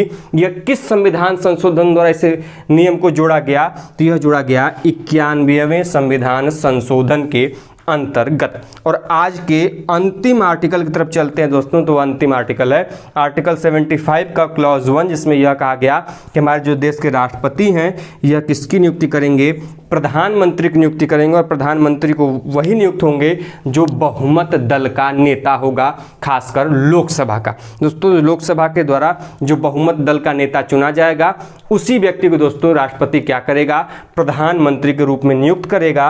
और यह प्रावधान हमें आर्टिकल 75 के क्लॉज 1 में दिखाई देता है। सबसे पहला दोस्तों जो आज का आर्टिकल है वह है आर्टिकल 76 अर्थात अनुच्छेद 76। दोस्तों अनुच्छेद 76 हमें बताता है भारत के महान्यायवादी के बारे में। जी हाँ दोस्तों, जो भारत का महान्यायवादी होता है, जिसे हम लोग अटॉर्नी जनरल ऑफ इंडिया के नाम से भी जानते हैं दोस्तों, उसके बारे में यह प्रावधान करता है। साथ में आपको यह भी बता दूं कि जो महान्यायवादी होता है यह पूरे भारत सरकार का प्रथम विधि अधिकारी के रूप में भी जाना जाता है। किस रूप में जाना जाता है दोस्तों, प्रथम विधि अधिकारी। तो कभी कभी पूछ लेता है आपसे एग्जाम में, तो आपको यह ध्यान रखना है कि भारत सरकार का प्रथम विधि अधिकारी कौन होता है, तो वह होता है अटॉर्नी जनरल ऑफ इंडिया अर्थात भारत का महान्यायवादी। आगे बढ़ते हैं अगले आर्टिकल की तरफ, अनुच्छेद 79 की तरफ दोस्तों। तो अनुच्छेद 79 आर्टिकल 79 बात करता है संसद के गठन के बारे में, अर्थात संसद किन किन अंगों से मिलकर बनेगा, तो उसका गठन कैसे होगा, उसके बारे में प्रावधान हमको इस आर्टिकल में देखने को मिलता है। साथ ही दोस्तों यह अनुच्छेद हमें बताता है कि जो भारत का राष्ट्रपति होता है, प्रेसिडेंट ऑफ इंडिया जो होते हैं दोस्तों, यह हमारे संसद के क्या हैं, यह एक अभिन्न अंग है। आपको जानकारी के लिए मैं बता दूं कि भारतीय संसद के कुल 3 महत्वपूर्ण अंग हैं, जो कि राज्यसभा, लोकसभा और क्या होते हैं, राष्ट्रपति होते हैं दोस्तों। और उनमें से जो राष्ट्रपति होते हैं यह अभिन्न अंग होते हैं, क्योंकि ये संसद के अंग तो जरूर हैं, लेकिन यह संसद के किसी कार्यवाही में भाग नहीं लेते। फिर ये किस प्रकार संसद में कार्य करते हैं दोस्तों, तो संसद के द्वारा पारित कोई भी विधेयक एक्ट के रूप में, अधिनियम के रूप में तभी परिवर्तित हो सकता है दोस्तों जब अंत में राष्ट्रपति उसे अपनी मंजूरी दे या फिर हस्ताक्षर करे। तो इस प्रकार से दोस्तों यह जो राष्ट्रपति होता है इस संसद का अभिन्न अंग होता है, हालांकि भाग कार्यवाहियों में नहीं लेता है। फिर भी आगे बढ़ते हैं दोस्तों आर्टिकल 80 की तरफ से। देखिए 79 में संसद के गठन की बात है और 80 में क्या है दोस्तों, तो 80 में है राज्यसभा की। आपको मैं बता दूं फिर से कि पार्लियामेंट के 3 एलिमेंट्स हैं, कौन कौन से, तो राज्यसभा, लोकसभा और आपके प्रेसिडेंट ऑफ इंडिया। तो राज्यसभा को हम लोग उच्च सदन के नाम से भी जानते हैं। वहीं पर दोस्तों जो 81 में है वह लोकसभा के बारे में वर्णन करता है, जिससे हम लोग निम्न सदन या फिर जनता के सदन के नाम से भी जानते हैं। आपको दोनों ध्यान रखना है। कभी कोई पूछ जाता है कि निम्नलिखित में से किस सदन को जनता का सदन कहते हैं दोस्तों, तो लोकसभा को जनता का सदन कहा जाता है। और लोअर हाउस किसको कहते हैं, लोकसभा को। अपर हाउस किसको बोलते हैं, राज्यसभा को। दोनों के आर्टिकल आपको ध्यान रखने हैं। गठन 79 में, राज्यसभा 80 में और लोकसभा 81 में। वहीं पर बात करें दोस्तों कि आपको मैं जानकारी के लिए यह भी बता दूं कि संसद के जो दोनों महत्वपूर्ण सदन हैं उनमें से राज्यसभा का कभी भी विघटन नहीं होता है। यह एक स्थायी निकाय है, अर्थात परमानेंट हाउस है। यह जब से बना है दोस्तों, वर्तमान में कभी भी समाप्त नहीं हुआ, लगातार चलते आ रहा है दोस्तों। लेकिन जो लोकसभा है इसका आप सुनते होंगे प्रत्येक 5 साल में एक बार चुनाव कराया जाता है और जो बहुमत की सरकार होती है, दल होते हैं, उसकी सरकार चुनी जाती है। तो दोस्तों प्रत्येक 5 साल में इसका जब विघटन होता है, यह किस आर्टिकल के थ्रू होता है, यह बड़ा महत्वपूर्ण है, आपके एग्जाम के लिए पूछ लेता है। तो मेरे भाई और मेरे बहन, आर्टिकल 85 के क्लॉज 2 के अनुसार राष्ट्रपति क्या करता है, लोकसभा का विघटन करता है और एक नई लोकसभा का चुनाव होकर फिर नया लोकसभा चुनी जाती है। आप सभी जानते होंगे जैसे कि 2024 में फिर से चुनाव होंगे लोकसभा के, लेकिन राज्यसभा का नहीं होता है। आपको दोनों ध्यान रखना है। कभी कभी आपसे एग्जामिनर प्रश्न घुमाने के लिए, आपको कंफ्यूज करने के लिए पूछ देता है कि राज्यसभा का कार्यकाल बताइए। तो मेरे भाई मेरे बहन ध्यान से रखिएगा कि राज्यसभा का जो कार्यकाल होता है वह एक स्थायी सदन है। इसका कोई निश्चित कार्यकाल नहीं है, यह एक स्थायी सदन है। अपितु यदि इसके सदस्यों का कार्यकाल पूछेगा तब आपको ध्यान रखना है कि सदस्यों का कार्यकाल 6 वर्ष होता है। लेकिन राज्यसभा का सीधे कार्यकाल पूछेगा तो आपको ध्यान रखना है यह एक स्थायी सदन है, कभी विघटित नहीं होता। लेकिन लोकसभा का पूछेगा तो लोकसभा का खुद का कार्यकाल 5 वर्ष और इसके सदस्यों का भी कार्यकाल कितने वर्ष का होता है, 5 वर्ष होता है। यह दोनों चीजें आपको ध्यान में रखनी है। आगे बढ़ते हैं आर्टिकल 89 की तरफ। आर्टिकल 89 कहता है कि जो हमारे भारत के उपराष्ट्रपति होंगे, वाइस प्रेसिडेंट ऑफ इंडिया होंगे दोस्तों, यह राज्यसभा के क्या होंगे, पदेन सभापति होंगे। अर्थात क्या कहने का मतलब है, कहने का मतलब यह है कि हमारे देश के जो उपराष्ट्रपति चुने जाएंगे तो उपराष्ट्रपति के पद के साथ साथ उन्हें राज्यसभा के सभापति के रूप में भी नामित कर दिया जाएगा। अर्थात यदि कोई व्यक्ति उपराष्ट्रपति बनते हैं तो वह स्वतः ही राज्यसभा के क्या हो जाएंगे, सभापति भी हो जाएंगे। किस आर्टिकल के तहत, तो आर्टिकल 89 के अंतर्गत। आगे बढ़ते हैं आर्टिकल 93 से लेके आर्टिकल 97 के बीच में क्या है। तो दोस्तों आर्टिकल 93 और 97 के बीच में लोकसभा के जितने भी समस्त पदाधिकारी हैं, जिसको हम लोग चाहे अध्यक्ष के रूप में जानते हैं, उपाध्यक्ष के रूप में जानते हैं, अन्य जितने अधिकारी हैं दोस्तों उसके प्रावधान हमको किस में मिलते हैं, आर्टिकल 93 टू 97 के बीच में किसकी जानकारी मिलती है, लोकसभा के पदाधिकारियों के बारे में। वहीं पर दोस्तों जो संसदीय विशेषाधिकार हैं, संसद के लेकर जो संविधान में विशेष अधिकार दिए गए हैं संसद को लेकर दोस्तों, जिसको हम लोग संसदीय विशेषाधिकार के रूप में जानते हैं, ये आर्टिकल 105 में अनुच्छेद 105 में वर्णित किया गया। इंपॉर्टेंट है, ध्यान रखिएगा, कई बार एग्जाम में आया हुआ है तो आपसे प्रश्न यह बन सकता है। आगे बढ़ते हैं दोस्तों, विधेयकों से बार बार आपके एग्जाम में प्रश्न बनते रहे हैं कि धन विधेयक किस में वर्णित है, वित्त विधेयक किस में वर्णित है, किस में राष्ट्रपति विधेयकों पर स्वीकृति किस अनुच्छेद के अंतर्गत देता है। तो आइए इसकी भी चर्चा कर लेते हैं। अनुच्छेद 108 बात करता है दोस्तों संसद के संयुक्त अधिवेशन को लेकर। आप सभी जानते हैं जब संसद के दोनों सदनों अर्थात राज्यसभा और लोकसभा के बीच में मतभेद उत्पन्न हो जाता है दोस्तों, तो इस स्थिति में मतभेद को समाप्त करने के लिए राष्ट्रपति क्या करता है, दोनों सदनों की संयुक्त बैठक बुलाता है, जिसको हम लोग ज्वाइंट सिटिंग ऑफ पार्लियामेंट कहते हैं दोस्तों। तो इसी संयुक्त बैठक या अधिवेशन का प्रमाण हमें किस आर्टिकल में मिलता है, तो आर्टिकल 108 में अर्थात अनुच्छेद 108 के अंतर्गत देखने को मिलता है। साथ में अब यह भी जान लीजिए कुछ महत्वपूर्ण प्रश्न कि भैया दो प्रश्न इससे निकल कर आते हैं। हमने पहले ही बताया कि संयुक्त अधिवेशन को बुलाता कौन है, कौन बुलाएगा दोनों सदनों को। तो भैया बुलाने को जैसे ही पूछेगा तुरंत आप चले जाएंगे भारत के राष्ट्रपति के पास। तो दोनों सदनों को कौन बुलाता है, राष्ट्रपति बुलाता है। ठीक है भैया, जब दोनों सदन आपस में बैठेंगे किसी जगह तो उस सदन की कार्यवाही का कोई तो अध्यक्षता करेगा ना। तो प्रश्न पूछा जाता है कि संसद के संयुक्त अधिवेशन की अध्यक्षता कौन करता है। तो जैसे ही अध्यक्षता की बात आएगी तो मेरे भाई मेरे बहन आप ध्यान रखिएगा, वह करता है लोकसभा स्पीकर अर्थात लोकसभा अध्यक्ष। यह दोनों पॉइंट बहुत जबरदस्त हैं, ध्यान रखिएगा। तो तीन प्रश्न हमारे सामने निकल कर है कि 108 में संसद का संयुक्त अधिवेशन है, बुलाता कौन है, राष्ट्रपति बुलाता है, अध्यक्षता कौन करता है, तो लोकसभा स्पीकर।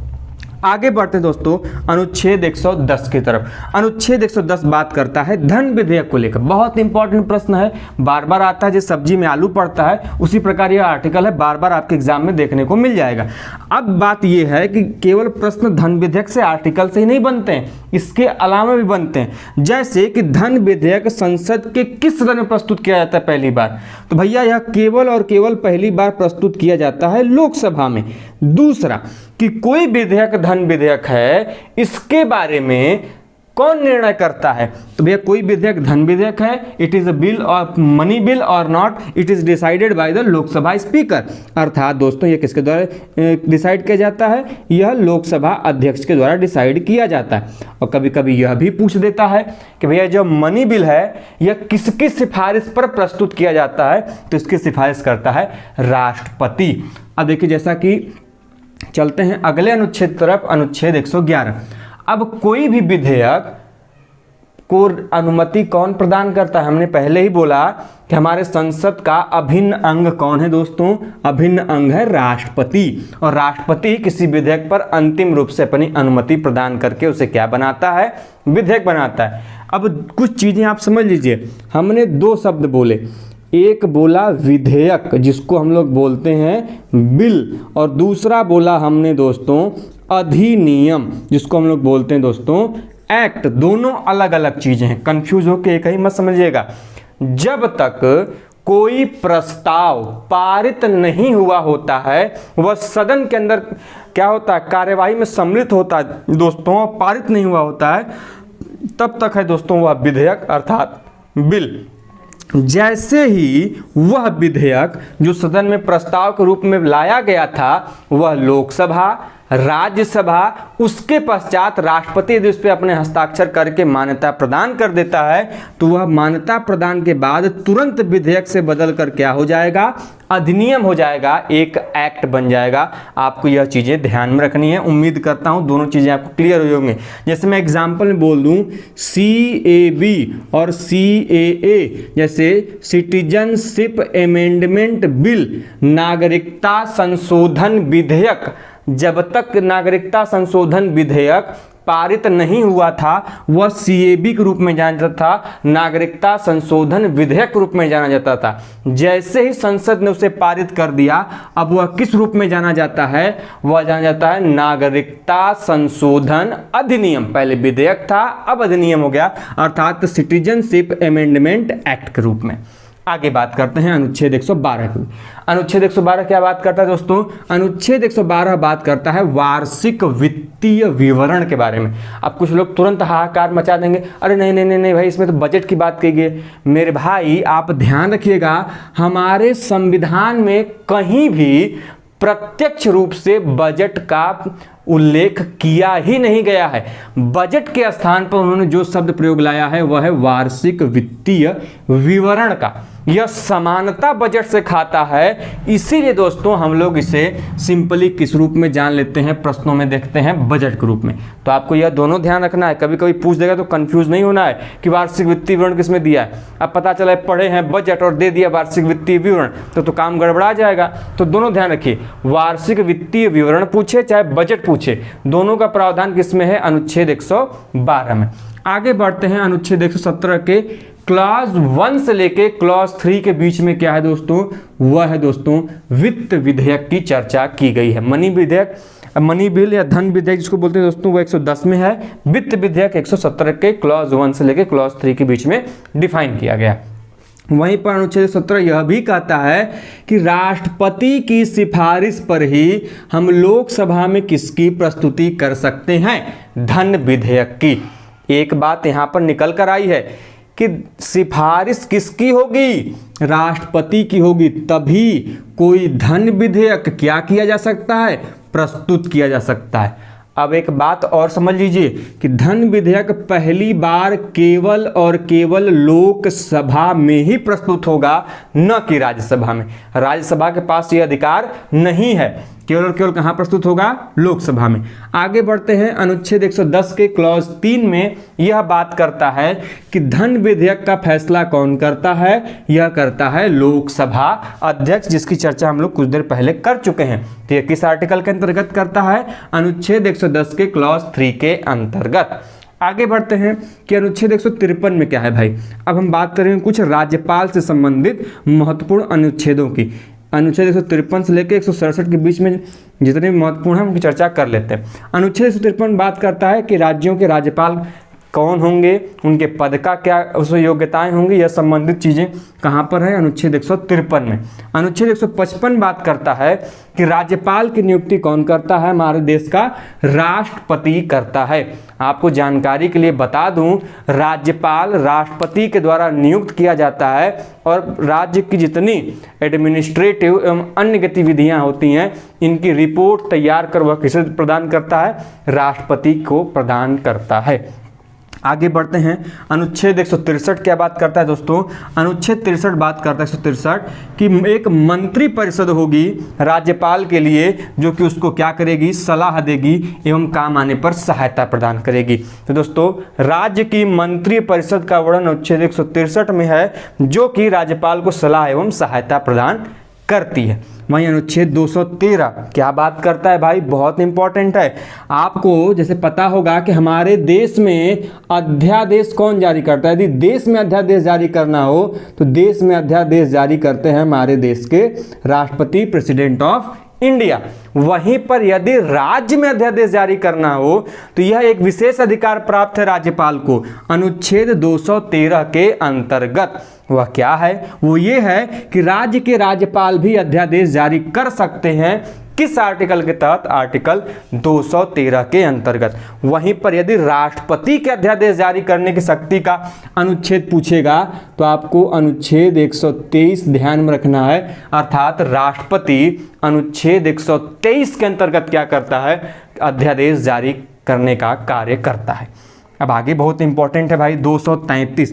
आप सभी जानते होंगे कि हमारे देश में मुख्यतः 3 चरण में जुडिशरी इस्टेब्लिश है अर्थात न्यायपालिका व्यवस्थित है। जैसे सबसे ऊपर है सुप्रीम कोर्ट, जिसको हम लोग सर्वोच्च न्यायालय या फिर उच्चतम न्यायालय के रूप में जानते हैं। उसके बाद आता है हाई कोर्ट, जिसको हम लोग उच्च न्यायालय के रूप में जानते हैं। और तीसरे चरण में, तीसरे स्तर पर आता है दोस्तों जिला न्यायालय, जिसको हम लोग लोअर कोर्ट के नाम से जानते हैं अर्थात अधीनस्थ न्यायालय के नाम से जानते हैं, जिसको हम लोग सिंपली जिला न्यायालय या फिर सत्र न्यायालय के रूप में भी परिभाषित करते हैं। तो दोस्तों यह जो जिला न्यायाधीश होते हैं अधीनस्थ न्यायालयों में, तो इन जिला न्यायाधीशों की नियुक्ति कौन करता है? आप लोगों को जानकारी के लिए यह भी बता दूं कि सुप्रीम कोर्ट और हाई कोर्ट अर्थात सर्वोच्च न्यायालय एवं उच्च न्यायालय दोनों में न्यायाधीशों की नियुक्ति राष्ट्रपति करता है। लेकिन वहीं पर जब जिला न्यायाधीश की बात आएगी तो इसकी नियुक्ति राष्ट्रपति न करके कौन करता है? उस राज्य का राज्यपाल। और किस आर्टिकल में? आर्टिकल 233 के अंतर्गत। आगे बढ़ते हैं भाई कि हमने कल ही बताया था कि राज्यपाल को भी क्षमादान करने की शक्ति है।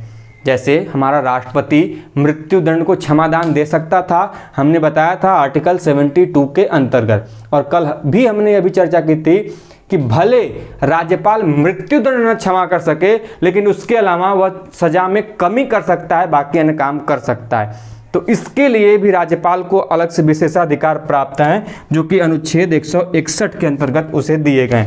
तो राज्यपाल को क्षमादान करने की शक्ति किस आर्टिकल में है? आर्टिकल 161 में। वहीं पर राष्ट्रपति की क्षमादान शक्ति पूछेगा तो आर्टिकल 72 में। और आज के अंतिम के आर्टिकल की तरफ चलते हैं दोस्तों, वह आर्टिकल है आर्टिकल 167। क्या बात करता है मेरे भाई? तो यह कहता है कि राज्यपाल को सूचना इत्यादि का मुख्यमंत्री का दायित्व, मतलब हमारे जो राज्य का मुख्यमंत्री होगा वह सरकार कैसी चल रही है, कोई विपत्ति तो नहीं आन पड़ी है, कोई दिक्कत परेशानी या समस्त गतिविधियों की जानकारी देने का दायित्व तो किसका होगा? मुख्यमंत्री का होगा। यह किस आर्टिकल में डिफाइन है? तो वह आर्टिकल 167 में डिफाइन किया गया है। हम चलते हैं, सबसे पहला जो आर्टिकल दोस्तों वह बात करता है आर्टिकल 124 की। अनुच्छेद 124 कहता है दोस्तों कि हमारे देश का जो उच्चतम अर्थात सर्वोच्च न्यायालय होगा दोस्तों, जिससे हम लोग सुप्रीम कोर्ट बोलते हैं दोस्तों, यह उसके न्यायालय अर्थात स्थापना एवं गठन की बात करता है। तो प्रश्न यदि आपसे पूछा जाए कि हमारे सुप्रीम कोर्ट अर्थात सर्वोच्च न्यायालय या फिर उसी को बोलते हैं दोस्तों उच्चतम न्यायालय की स्थापना या फिर गठन का प्रावधान किस आर्टिकल में है, किस अनुच्छेद में दोस्तों? तो वह किया गया है 124 में, अनुच्छेद 124 में। वहीं पर दोस्तों अनुच्छेद 124 का क्लॉज ए क्या कहता है दोस्तों? यह बात करता है राष्ट्रीय न्यायिक नियुक्ति आयोग की, जिससे हम दोस्तों शॉर्ट फॉर्म में बोलते हैं एनजैक। तो दोस्तों ध्यान रखिएगा, बेहद महत्वपूर्ण है। मैं बार बार आप लोगों से वीडियोस के दौरान बोलता हूं कि जितने भी क्लॉज वाले आर्टिकल हैं दोस्तों, उन्हें बेहद खास तरीके से याद कर लीजिए, चाहे रट लीजिए, चाहे घोल के पी लीजिए, लेकिन इनको ध्यान से पढ़ा करिए, क्योंकि दोस्तों वर्तमान समय में ऐसे ही प्रश्न आते हैं। तो पूछेगा यदि कि राष्ट्रीय न्यायिक नियुक्ति आयोग का प्रावधान या फिर चर्चा किस आर्टिकल में दोस्तों? तो यह किया गया है आर्टिकल 124 के क्लॉज ए में, जिसको हम लोग शॉर्ट फॉर्म में एनजैक बोलते हैं। अगले आर्टिकल की तरफ चलते दोस्तों, आर्टिकल 126 की तरफ।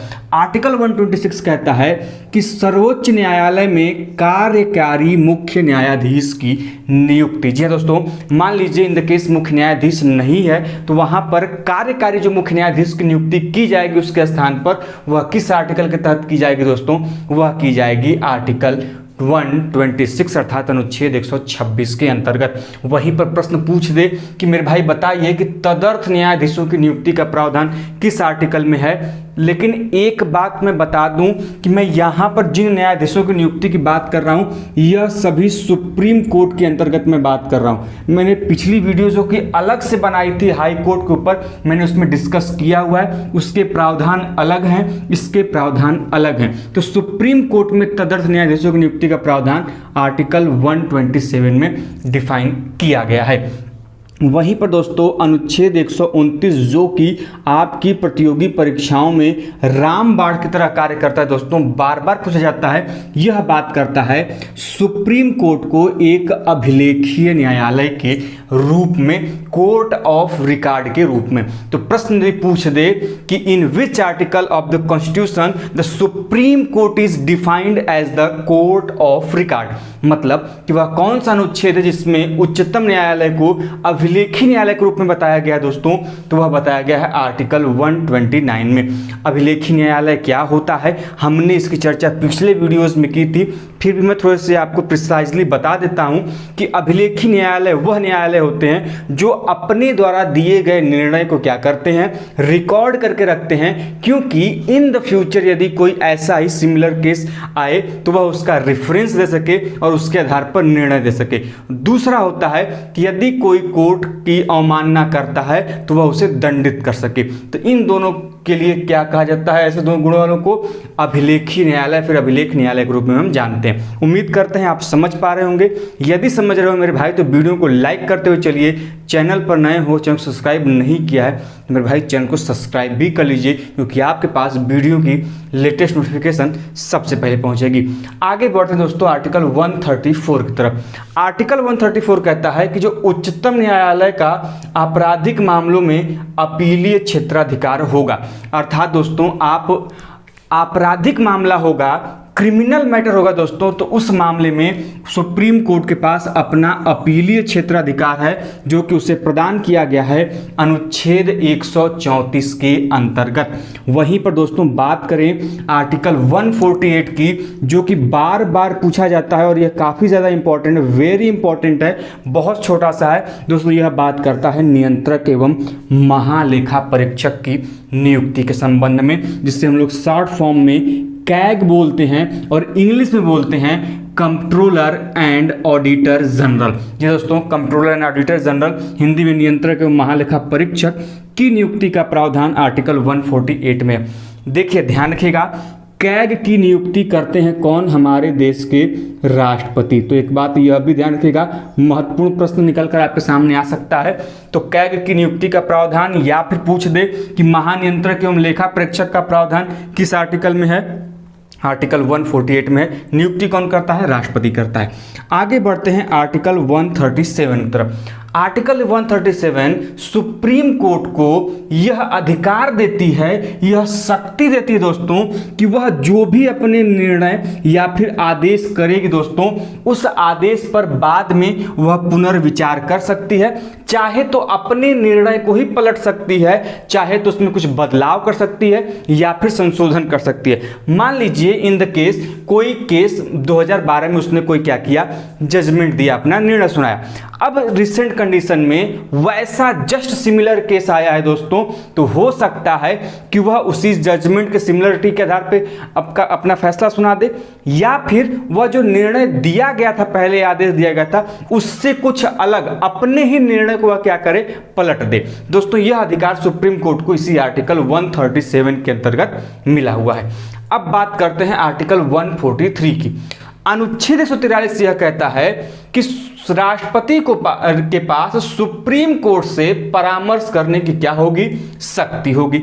अब देखिए इंपॉर्टेंट है भाई, राष्ट्रपति एक ऐसा पद है हमारे देश में जो कि प्रथम नागरिक के रूप में मान्यता प्राप्त है, ध्यान रखेंगे, और कार्यपालिका का कहने एक प्रकार से तो प्रमुख मान लें उसको संवैधानिक तौर पे। तो दोस्तों यह जो राष्ट्रपति है उसको अधिकार है कि वो सुप्रीम कोर्ट से क्या कर सकता है, किसी विधिक मामले में परामर्श ले सकता है, और यह प्रावधान उसे शक्ति दी गई है आर्टिकल 143 के तहत। लेकिन ध्यान रखने योग्य बात यह है कि यदि सुप्रीम कोर्ट उसे किसी बात को लेकर परामर्श देती है या फिर अपनी राय देती है, तो वह राय सम्मान योग्य जरूर होगा कि राष्ट्रपति उसके राय को माने या न माने, यह बाध्यकारी नहीं होगा। ऐसा नहीं होगा कि सुप्रीम कोर्ट ने कोई सलाह दिया या परामर्श दिया तो राष्ट्रपति को उसको मानना ही पड़ेगा, बिल्कुल नहीं। राष्ट्रपति चाहे तो उसे मान भी सकता है या राष्ट्रपति चाहे तो उसे मान नहीं सकता, यह उसके ऊपर डिपेंड करता है। तो यह भी ध्यान रखेंगे कि सुप्रीम कोर्ट के द्वारा दिया गया कोई भी परामर्श राष्ट्रपति के लिए बाध्यकारी नहीं होता है। यह भी आपका एक प्रश्न तैयार हो गया। आगे बढ़ते हैं अनुच्छेद 155 की तरफ। अनुच्छेद 155 कहता है कि राज्यपाल की नियुक्ति, अर्थात प्रत्येक राज्य में एक राज्यपाल होगा जिसकी नियुक्ति का प्रावधान अनुच्छेद 155 के अंतर्गत किया है। अब ध्यान रखिएगा, राज्यपाल की नियुक्ति करता कौन है भैया? राज्यपाल की नियुक्ति करता है प्रेसिडेंट ऑफ इंडिया, मतलब भारत का राष्ट्रपति। इंपॉर्टेंट है, ध्यान में रखेंगे। वहीं पर अनुच्छेद 161 की बात करें तो अनुच्छेद 161 क्या करता है कि राज्यपाल की क्षमादान शक्ति के बारे में बताता है। जब हमने राष्ट्रपति की क्षमादान शक्तियों के बारे में बताया था तब भी इसका जिक्र किया था। हमने आपसे बताया था कि हमारे भारत देश में दो ऐसे व्यक्ति हैं जो कि किसी सजा के मामले में उनकी कमी कर सकते हैं या फिर क्षमा कर सकते हैं। पहले नंबर पर राष्ट्रपति आते हैं दोस्तों। राष्ट्रपति आर्टिकल 72 के अंतर्गत, अनुच्छेद 72 के अंतर्गत क्षमादान दे सकता है। वहीं पर राज्यपाल जो क्षमादान देता है दोस्तों दंड के मामले में, वह देता है आर्टिकल 161 के अंतर्गत, अनुच्छेद 161 के अंतर्गत। तब आपके मन में यह प्रश्न उठ रहा होगा कि दोनों में आखिर अंतर क्या है? राज्यपाल भी दे रहा है, राष्ट्रपति भी दे रहा है। अंतर एक है मेरे भाई कि जो राष्ट्रपति क्षमादान शक्ति दे सकता है, राष्ट्रपति मृत्यु दंड को भी क्षमादान दे सकता है, लेकिन राज्यपाल मृत्यु दंड को क्षमादान नहीं दे सकता। बाकी मामले में यह लगभग सेम है, ध्यान रखिएगा। आगे बढ़ते मेरे दोस्त, अगला आर्टिकल है आर्टिकल 163। आर्टिकल 163 बात करता है कि राज्यपाल के लिए उसके सलाह एवं सहायता के लिए एक मंत्री परिषद का गठन किया जाएगा या फिर एक मंत्री परिषद होगी, जिसका प्रावधान आर्टिकल 163 के अंतर्गत किया गया है। यह राज्य मंत्री परिषद की बात कर रहा है, ध्यान रखिएगा। संसद की मंत्री परिषद अलग है जो कि प्रधानमंत्री के लिए होती है। यह राज्यपाल के सलाह एवं सहायता के लिए मंत्री परिषद का गठन है जो कि आर्टिकल 163 में है। और आर्टिकल 167 की बात करें दोस्तों तो यह बताता है कि राज्यपाल को जानकारी देने के संबंध में मुख्यमंत्री के जो कर्तव्य हैं, यह आर्टिकल 167 में अनुच्छेद 167 में क्या किया गया दोस्तों, इन्हें डिफाइन किया गया है। उम्मीद करते हैं आप यह चीजें समझ पा रहे होंगे, बेहद खास है, ध्यान में रखिएगा कि राज्य की स्थिति कैसी है, राज्य का संवैधानिक तंत्र सही से चल रहा है कि नहीं चल रहा है, राज्य की गतिविधियां कैसी हैं, प्रशासनिक तंत्र कैसे कार्य कर रहा है, यह सभी जानकारी मुख्यमंत्री किसको देता है? राज्यपाल को देता है। और किस अनुच्छेद के तहत यह अपना कार्य या फिर दायित्व निर्वहन करता है? अनुच्छेद 167 के अंतर्गत। वहीं पर बढ़ते हैं दोस्तों अनुच्छेद 168। तो अनुच्छेद 168 अर्थात आर्टिकल 168 बात करता है राज्य विधानमंडल के गठन की। जी हाँ दोस्तों, हमने पढ़ाते समय क्लास में बताया था पॉलिटी के कि हमारे देश में जैसे संसद है, देश में संसद कानून या फिर विधि का निर्माण करती है और उसके 3 अंगों के बारे में हमने बताया था, राष्ट्रपति, राज्यसभा और लोकसभा। ठीक उसी प्रकार दोस्तों राज्य का भी अपना विधानमंडल होता है जो राज्य के लिए विधि या फिर कानून का निर्माण करती है। और इस राज्य विधानमंडल में उसके 3 अंग होते हैं, राज्यपाल, विधानसभा और विधान परिषद। हालांकि विधान परिषद कुछ एक राज्यों में ही है। तो दोस्तों यह जो विधानमंडल है राज्य का, इसके गठन का प्रावधान आर्टिकल 168 में अनुच्छेद 168 में जानकारी दी गई है। वहीं पर दोस्तों अनुच्छेद 169 बात करता है किसके बारे में? विधान परिषद के बारे में। जी हाँ दोस्तों, लेजिस्लेटिव असेंबली दोस्तों, यह जो विधान परिषद है यह इसके उत्सादन या फिर सृजन की, मतलब कि विधान परिषद कहां पर समाप्त किया जाएगा और कैसे निर्माण किया जाएगा, इसके बारे में प्रावधान दोस्तों आर्टिकल 169 में है। यह प्रश्न कई बार एग्जाम में आया हुआ है, ध्यान में रखेंगे। वहीं पर दोस्तों आर्टिकल 170 बात करता है विधान सभा के गठन के बारे में। जी दोस्तों, विधान सभा के गठन के बारे में वह 170 में है, ध्यान रखिएगा। और अनुच्छेद 200 कहता है कि राज्यपाल के द्वारा विधेयक पर अनुमति। जी हां दोस्तों, जैसे हमने आपको अनुच्छेद 111 पढ़ाते समय बताया था कि राष्ट्रपति क्या करता है, संसद में जितने भी विधेयक प्रस्तुत होते हैं उनके अनुमति के पश्चात क्या होता है, वह प्रस्तुत किया जाता है। यह संसद में था राष्ट्रपति के विधेयक की अनुमति को लेकर। वहीं पर राज्य विधानमंडल में विधेयकों की अनुमति पर बात होगा तो यह अनुच्छेद 200 के अंतर्गत होगा, जिसमें कि राज्यपाल के द्वारा विधेयकों पर अनुमति के पश्चात ही वह प्रस्ताव या फिर विधेयक पेश किया जाएगा। आगे बढ़ते दोस्तों अनुच्छेद 213 की तरफ। अनुच्छेद 213 क्या कहता है कि राज्यपाल के पास अपनी अध्यादेश पारित करने की शक्ति होगी। देखिए, हम बार बार कह रहे हैं कि जब भी हम पढ़ा देख रहे होंगे आप, हम तुलनात्मक अध्ययन कर रहे हैं, कॉम्परेटिव स्टडी कर रहे हैं। तो किसी भी चीज़ को समझने का बड़ा आसान तरीका होता है, आप कॉम्परेटिव स्टडी करेंगे तो एक साथ दो चीज़ों को बड़े आसानी से समझ पाएंगे और दोनों चीज़ें एक साथ आपकी तैयार भी हो जाएंगी। दोस्तों, जब हमने राष्ट्रपति की शक्तियों के बारे में पढ़ाया था तो आपसे डिस्कस किया था कि हमारे देश में राष्ट्रपति अध्यादेश जारी करता है। अब राष्ट्रपति का अध्यादेश जारी करते समय में बताया था कि राष्ट्रपति अनुच्छेद 123 के तहत क्या करता है, वह अध्यादेश जारी करता है। लेकिन राज्य में यदि अध्यादेश जारी करने की बात करें तो जी हाँ दोस्तों, राज्यपाल के पास भी अध्यादेश जारी करने की शक्ति है और वह है अनुच्छेद 213 के अंतर्गत, आर्टिकल 213 के अंतर्गत। ध्यान रखिएगा, महत्वपूर्ण है। राष्ट्रपति का अध्यादेश पूछेगा तो 123 के अंतर्गत, राज्यपाल का पूछेगा तो 213 के अंतर्गत। आगे बढ़ते हैं अनुच्छेद 214। अनुच्छेद 214 कहता है दोस्तों कि सभी राज्यों के लिए उच्च न्यायालय की व्यवस्था होगी, चाहे वह संघ शासित प्रदेश होंगे चाहे राज्य होंगे दोस्तों, वह सभी के लिए उच्च न्यायालय की व्यवस्था की जाएगी। दोस्तों, हम यहाँ पर डिटेल में नहीं जाएंगे क्योंकि हमने एक अलग से वीडियो के माध्यम से उच्च न्यायालय से संबंधित, हाई कोर्ट से संबंधित जितने भी महत्वपूर्ण आर्टिकल या फिर अनुच्छेद थे, हमने उनकी चर्चा अलग से वीडियो में कर ली है। यदि आपने नहीं देखा है तो वीडियो सेक्शन में जाइए चैनल के, वहां पर आपको मिल जाएगा, आप वहां से चीजों को और बेहतर तरीके से समझ सकते हैं। वही दोस्तों, हम चले अनुच्छेद 226 के तहत। दोस्तों, तो मैं बता दूं कि अनुच्छेद 226 कहता है कि जो भी हाई कोर्ट होंगे उनको रीट जारी करने की शक्ति होगी। देखिए दोस्तों, जब हमने सुप्रीम कोर्ट के बारे में बताया था तो आपको मैं बताया था न्यायपालिका पढ़ाते समय, जुडिशरी पढ़ाते समय, कि हमारे देश में दो ऐसे कोर्ट हैं जो कि क्या कर सकते हैं, रीट जारी कर सकते हैं। वह जो रीट जारी कर सकते हैं वह कर सकता है हमारे देश का सुप्रीम कोर्ट अर्थात सर्वोच्च न्यायालय, और दूसरा कर सकता है दोस्तों हमारे देश के हाई कोर्ट अर्थात उच्च न्यायालय। सुप्रीम कोर्ट तो एक ही है और हाई कोर्ट वर्तमान में कितने दोस्तों, वर्तमान में कुल हाई कोर्ट 25 हैं। ध्यान रखिएगा। अब देखिए, बात समझिएगा, जो सुप्रीम कोर्ट अर्थात सर्वोच्च न्यायालय रीट जारी करता है वह जारी करता है अनुच्छेद 32 के अंतर्गत। वहीं पर जो उच्च न्यायालय रीट जारी करता है वह जारी करता है अनुच्छेद 226 के अंतर्गत। ध्यान रखिएगा, बेहद महत्वपूर्ण है। एक प्रश्न और पूछ सकता है कि भैया आखिर रीट जारी करता ही क्यों है, क्या आवश्यकता पड़ती है? तो मेरे दोस्तों, हमारे संविधान में दिए गए हैं मौलिक अधिकार। क्या दिए गए हैं? मौलिक अधिकार दिए गए हैं। यदि कोई व्यक्ति इन मौलिक अधिकारों का क्या करता है, हनन करता है, उल्लंघन करता है, तो उसके संबंध में सुप्रीम कोर्ट और हाई कोर्ट क्या करती है, रीट जारी करती है। और यह रीट कुल 5 प्रकार के होते हैं और 5 प्रकार के रीट जारी करने की शक्ति सर्वोच्च न्यायालय और उच्च न्यायालय के पास ही है। इसके अलावा कोई अन्य न्यायालय रीट जारी नहीं कर सकता। ध्यान में रखेंगे। ऐसा यदि पूछ दे सही गलत में कि क्या अधीनस्थ न्यायालय रीट जारी कर सकते, तो मेरे भाई ध्यान रखिएगा, नहीं कर सकते।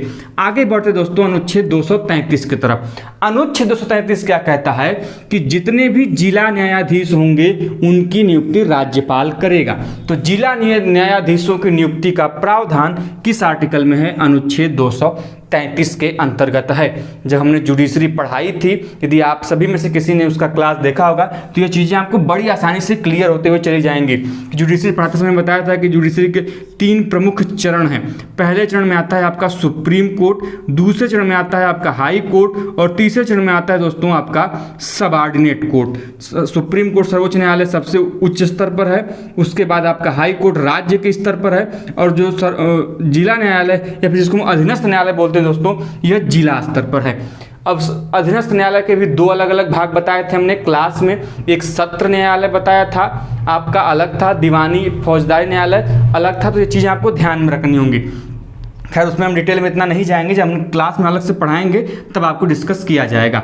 दोस्तों, आगे बढ़ते हैं अनुच्छेद 239 के वर्ग क में, या फिर हम इंग्लिश में बात करें तो 239 क्लॉज ए में। दोस्तों, यह बात करता है दिल्ली के संबंध में विशेष उपबंध को लेकर जो प्रावधान बाद में शामिल किया गया दोस्तों, उसके बारे में। तो बार बार एग्जाम में पूछा जाता है कि दिल्ली के संबंध में विशेष उपबंध किस आर्टिकल में अर्थात किस अनुच्छेद में व्याख्यायित किए गए हैं, किसमें दिया गया है मेरे दोस्त, तो ध्यान रखिएगा यह दिया गया है आपके अनुच्छेद 239 के क में। वहीं पर दोस्तों अनुच्छेद 243 बात करता है ग्राम पंचायतों की परिभाषा।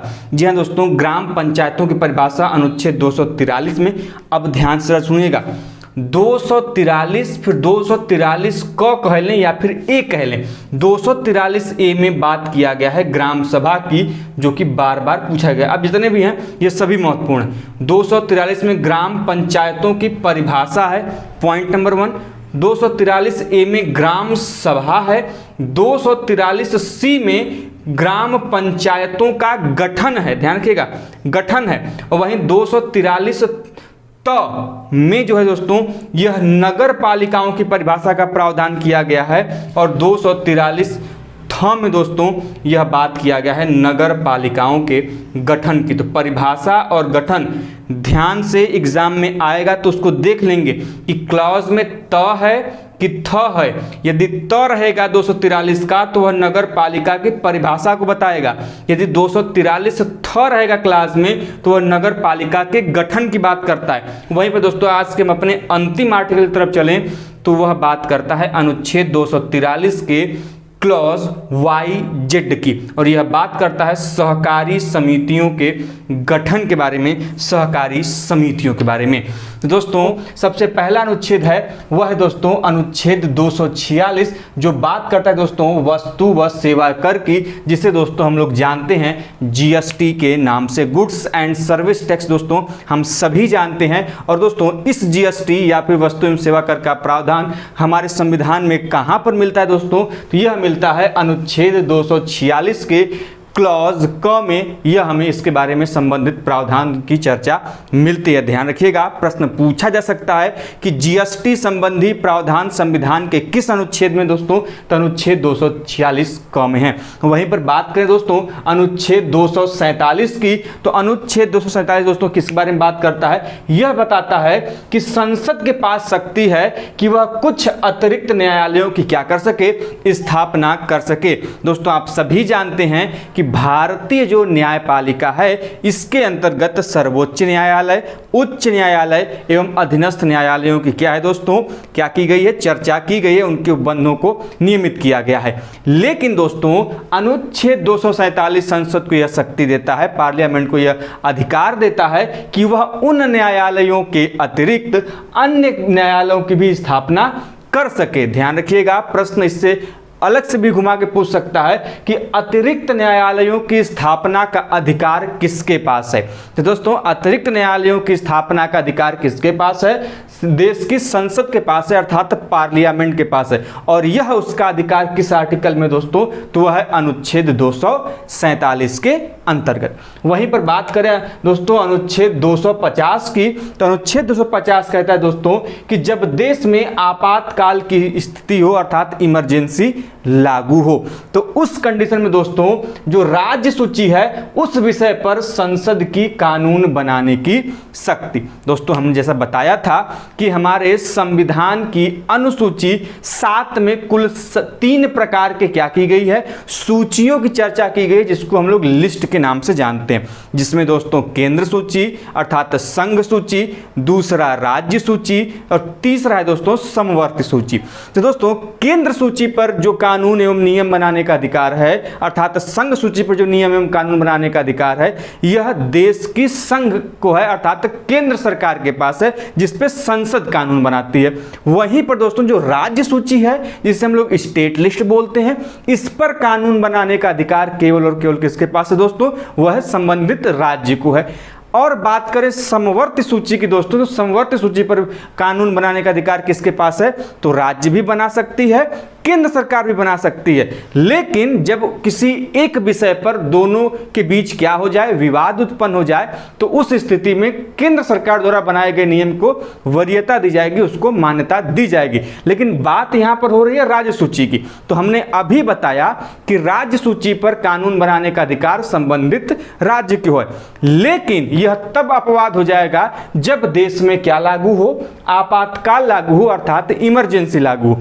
इमरजेंसी के कंडीशन में राज्य सरकार राज्य सूची के ऊपर कानून न बनाकर कौन बनाती है दोस्तों, देश की संसद बनाती है अर्थात केंद्र सरकार के हाथों में अब ये सत्ता चली गई, तो संबंधित यह अधिकार जो उसको जिस आर्टिकल के तहत मिलता है दोस्तों, वह मिलता है अनुच्छेद 250 के अंतर्गत। अर्थात अनुच्छेद 250 संसद को यह अधिकार देता है कि यदि आपातकाल बन रहा है भाई, तो आपातकाल के समय आप राज्य सूची पर भी कानून बना सकते हैं। आप संघ सूची पर तो कानून बना ही रहे थे, लेकिन अब आप आपातकाल की स्थिति में राज्य सूची पर भी कानून बना सकते हैं। उम्मीद करते हैं कि सूची से संबंधित सभी प्रावधान आपके क्लियर हो गए होंगे।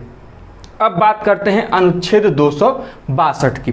बहुत इंपॉर्टेंट है, कई बार एग्जाम में पूछा गया है, ध्यान समझिएगा।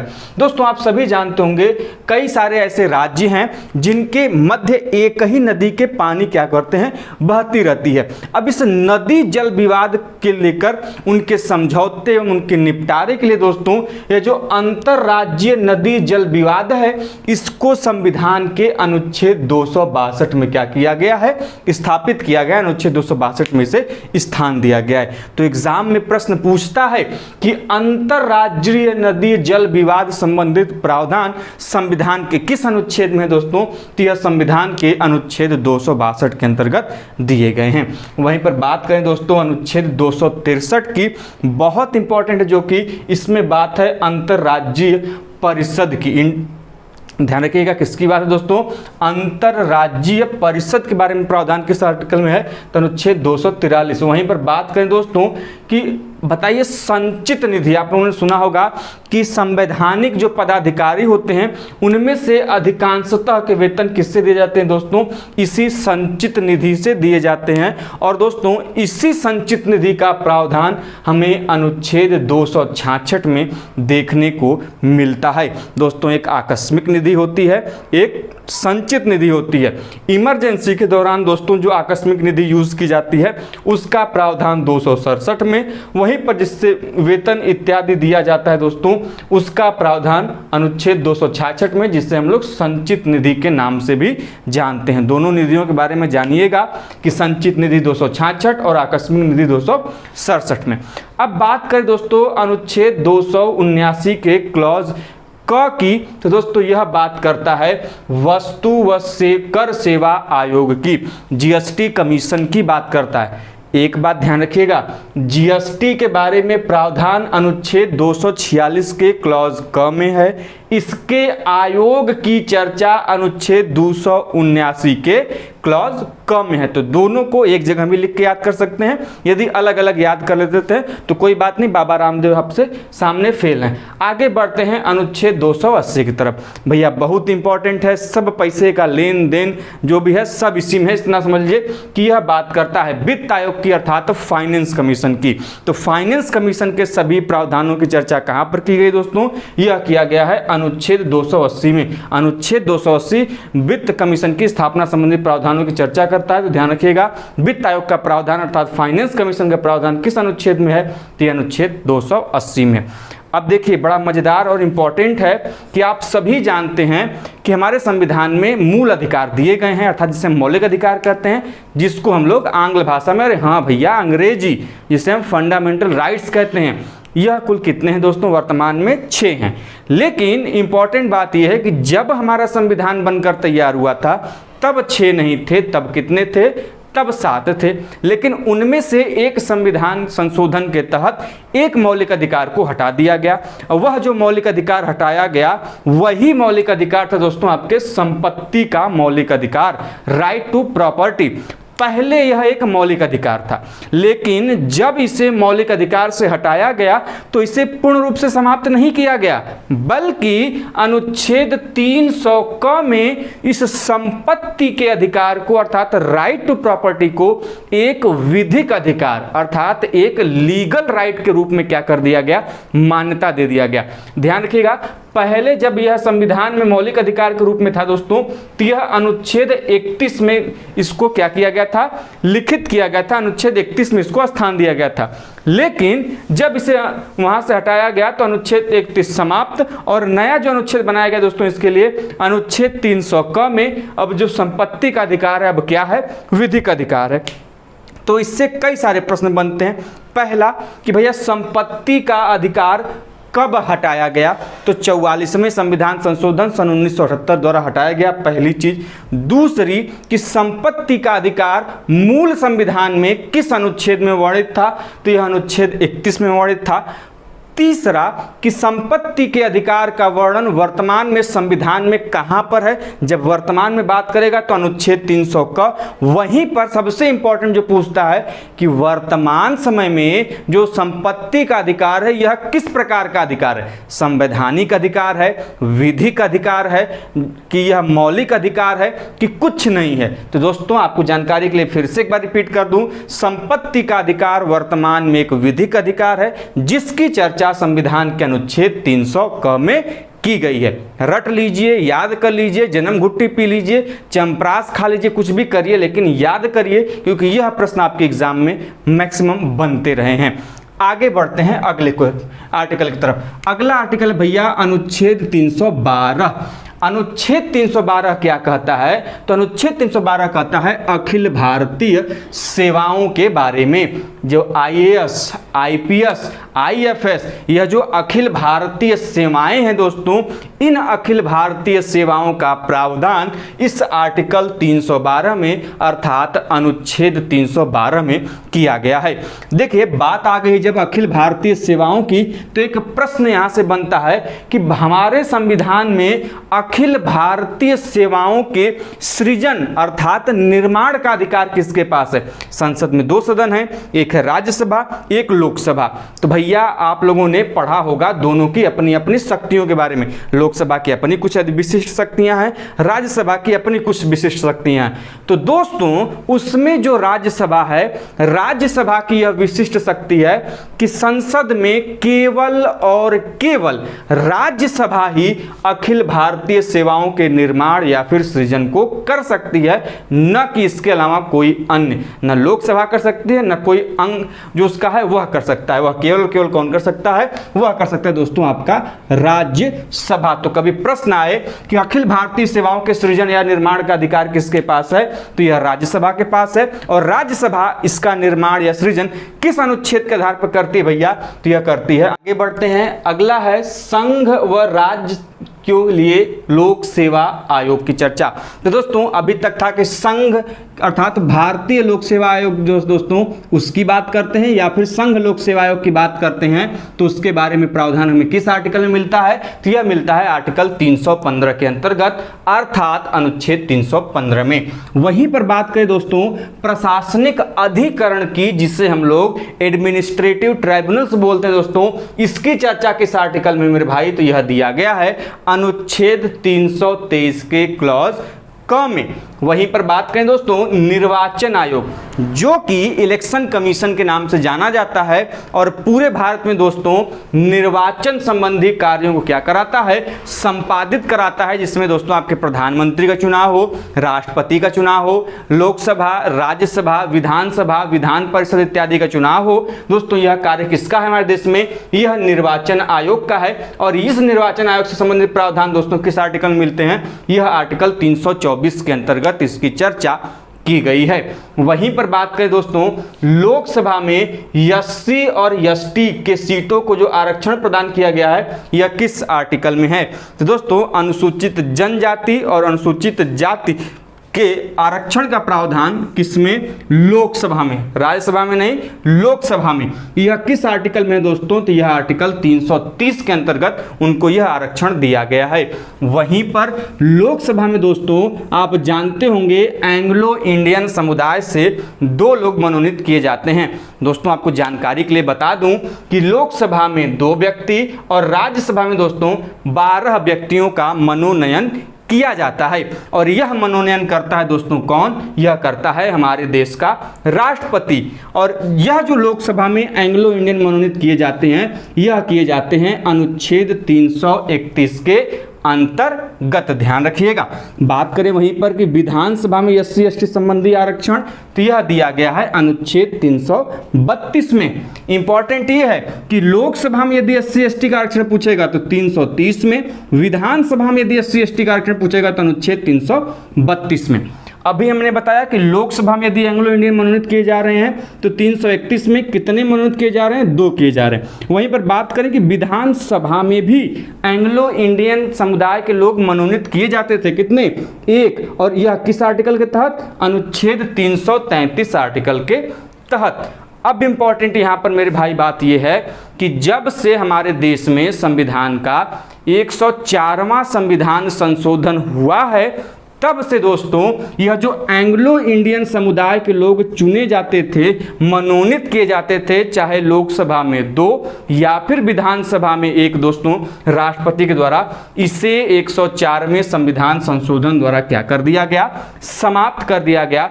अर्थात अब से जो भी नई विधानसभाएं या फिर लोकसभाएं क्या की जाएंगी, चुनी जाएंगी, उनमें एंग्लो इंडियन समुदाय के लोगों का मनोनयन अब से नहीं होगा। यह बात भी जान लीजिएगा। किस संविधान संशोधन के तहत, 104वें संविधान संशोधन के तहत। वहीं पर बात करें राष्ट्रीय अनुसूचित जाति आयोग और राष्ट्रीय अनुसूचित जनजाति आयोग। कुछ महान आत्माएं जो तुर्रम खान बनती हैं, 30 मार खान बनती हैं, जल्दीबाजी में इस प्रश्नों को गलत करके आती हैं, और यदि गलत करके आते हैं तो उनको चुल्लू भर पानी में डूब मरना चाहिए। काहे भैया, क्यों, तो प्रश्न देख के कहेंगे कि बस ये हो गया अपना। काहे कि वो पढ़ने में कंफ्यूज हो जाते हैं। यहाँ पर अनुसूचित जाति और जनजाति, जल्दीबाजी में आप गलत करके आते हो मेरे लाल, तो प्रश्न को बहुत ही ध्यान से पढ़िएगा कि राष्ट्रीय अनुसूचित जाति की बात करेगा, अर्थात एससी के आयोग की बात करेगा, तो यह दिया है अनुच्छेद 338 में। अनुसूचित जनजाति आयोग अर्थात एसटी के आयोग की बात करेगा तो यह दिया है 338 क में। कंफ्यूज नहीं होंगे, क्योंकि जल्दीबाजी में लगेगा कि बस ये प्रश्न तो अपना है, और अपने ही क्या करते हैं, दगा देते हैं, अपने ही पीठ में खंजर घोंपते हैं। तो प्रश्न को भैया ध्यान से पढ़ के, लिख के, समझ के जाइएगा। अनुसूचित जाति आयोग पूछेगा तो 338, अनुसूचित जनजाति आयोग पूछेगा तो 338 का क्लॉज क। अगला है भैया कि अनुसूचित जाति का प्रावधान किस आर्टिकल में मिलता है, अर्थात एससी संबंधी प्रावधान, तो 341 में। अनुसूचित जनजाति अर्थात एसटी संबंधी प्रावधान कहां पर मिलता है, तो अनुच्छेद 342 में। इसमें भी जल्दीबाजी मत करिएगा। जाति और जनजाति को पढ़ते समय आप लोग जल्दीबाजी में क्या होता है कि गलत करके चले आते हो। तो मेरे लाल क्वेश्चंस को पढ़ के उत्तर दीजिएगा। अगला है भैया कि सामाजिक और शैक्षणिक पिछड़ा वर्ग, जिसे हम लोग ओबीसी के नाम से जानते हैं, अदर बैकवर्ड क्लास के नाम से जानते हैं भैया, यह दिया गया है अनुच्छेद 342 क में प्रावधान। किसमें, आर्टिकल 342 के में। वहीं पर बात करें संघ की राजभाषा संबंधी प्रावधान। अब देखिए काम गड़बड़ कहाँ पे होता है कि बात यहाँ पर राजभाषा की हो रही है, न कि राज्यभाषा, न ही राष्ट्रभाषा। अक्सर आप गलती करके आते हैं कि पूछ देता है कि हिंदी हमारी क्या है, राजभाषा है, राज्यभाषा है, राष्ट्रभाषा है, या फिर कुछ नहीं है। तो मेरे लाल अधिकतर तो लगाएंगे कि राष्ट्रभाषा है, लेकिन ध्यान रखिएगा हिंदी हमारी क्या है, राजभाषा है, और यह आर्टिकल 343 में दिया गया है। प्रश्न कैसे भी पूछ सकता है, प्रश्न ये भी पूछ सकता है कि हिंदी संघ की राजभाषा है, इसका प्रावधान किस आर्टिकल में भैया, तो 343, या फिर पूछे कि संघ की राजभाषा संबंधी प्रावधानों की चर्चा किस अनुच्छेद में की गई है, तो अनुच्छेद 343 में किया गया है। हिंदी का स्वरूप वर्तमान में क्या है, तो हिंदी हमारी क्या है, राजभाषा है। अब राजभाषा और राष्ट्रभाषा में अंतर क्या है यह भी जान लीजिए। राजभाषा वह भाषा होती है जिसका प्रयोग कार्यालयी प्रयोग में किया जाता है, कार्यालय में किया जाता है, वह होती है राजभाषा। राष्ट्रभाषा वह भाषा होती है जिसकी एक भौगोलिक दृष्टिकोण के अंतर्गत एक अधिकांश नागरिकों के द्वारा जो प्रयोग में लाई जाने वाली भाषा होती है, जिसका प्रयोग अधिकांश जनता करती है, वह होती है राष्ट्रभाषा। और यह भी जान लीजिए कि हमारे देश की कोई भी भाषा राष्ट्रभाषा नहीं है, हमारे देश की कोई भी भाषा राष्ट्रभाषा नहीं है, और हिंदी जो है वह क्या है, राजभाषा है, और इसका प्रावधान अनुच्छेद 343 में किया गया है। अब बात करें राज्य की राज्य भाषाओं की। सभी जानते हैं कि अपने अपने राज्यों की अलग अलग राज्य भाषाएं क्या की गई हैं, दी गई हैं। तो यह जो राज्य की राज्य भाषाएं हैं यह अनुच्छेद 345 में वर्णित है, आर्टिकल 345 में वर्णित हैं। वहीं पर बात करें दोस्तों कि जो हमारा सुप्रीम कोर्ट है, जिससे हम लोग दोस्तों किस नाम से जानते हैं, उच्चतम न्यायालय अर्थात सर्वोच्च न्यायालय के नाम से जानते हैं वो, और साथ में हाई कोर्ट जो है दोस्तों, जिससे हम लोग उच्च न्यायालय के नाम से जानते हैं, इनके भाषा संबंधी प्रावधानों की अर्थात सुप्रीम कोर्ट की भाषा और हाई कोर्ट की भाषा किस आर्टिकल में दोस्तों, तो यह है आर्टिकल 348 में अर्थात अनुच्छेद 348 में। वहीं पर बात करें दोस्तों कि अभी हाल ही में आप लोगों ने सुना होगा जो नई शिक्षा नीति है, यह किस पर जोर देती है कि आपकी प्राथमिक स्तर की जो पढ़ाई होगी वह आपके मातृभाषा में होगी, इस पर जोर देती है। और यही प्रावधान हमारे संविधान में बहुत पहले से है, यह कुछ नया नहीं है, यह पहले से हमारे संविधान का अनुच्छेद 350 का कहता है, निर्देश देता है कि प्राथमिक स्तर पर मातृभाषा में शिक्षा की व्यवस्था की जानी चाहिए।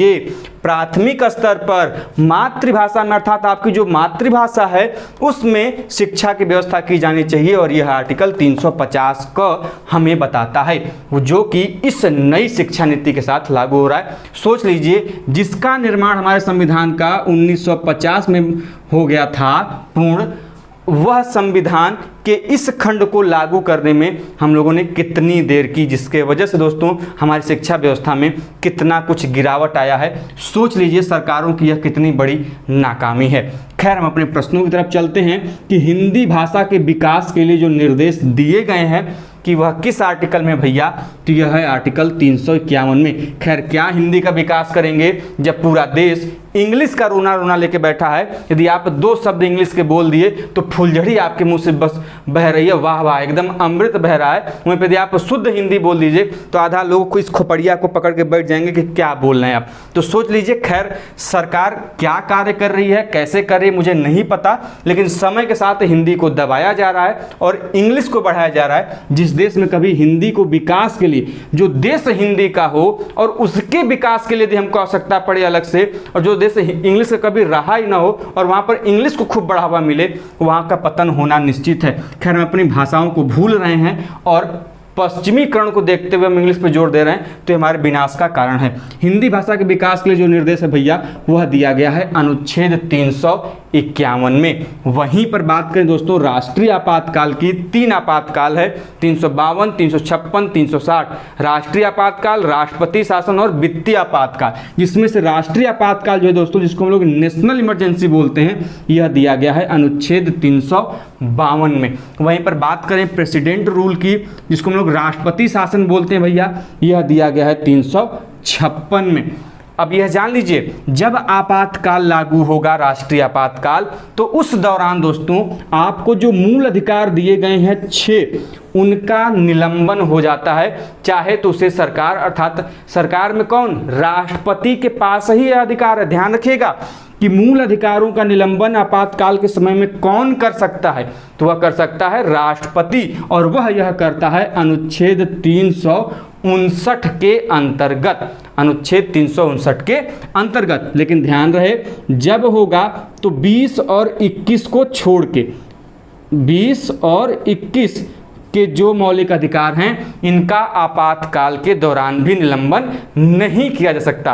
अनुच्छेद 20 और अनुच्छेद 21 में वर्णित जो मौलिक अधिकार हैं, उनका निलंबन मौलिक आपातकाल के समय में भी नहीं किया जा सकता, अर्थात यह हर समय आपके साथ मौजूद रहेंगे। वहीं पर बात करें वित्तीय आपातकाल की, फाइनेंशियल इमरजेंसी जो कि श्रीलंका में चल रही है, वह जो प्रावधान है दोस्तों, वह अनुच्छेद 360 में दिया गया है।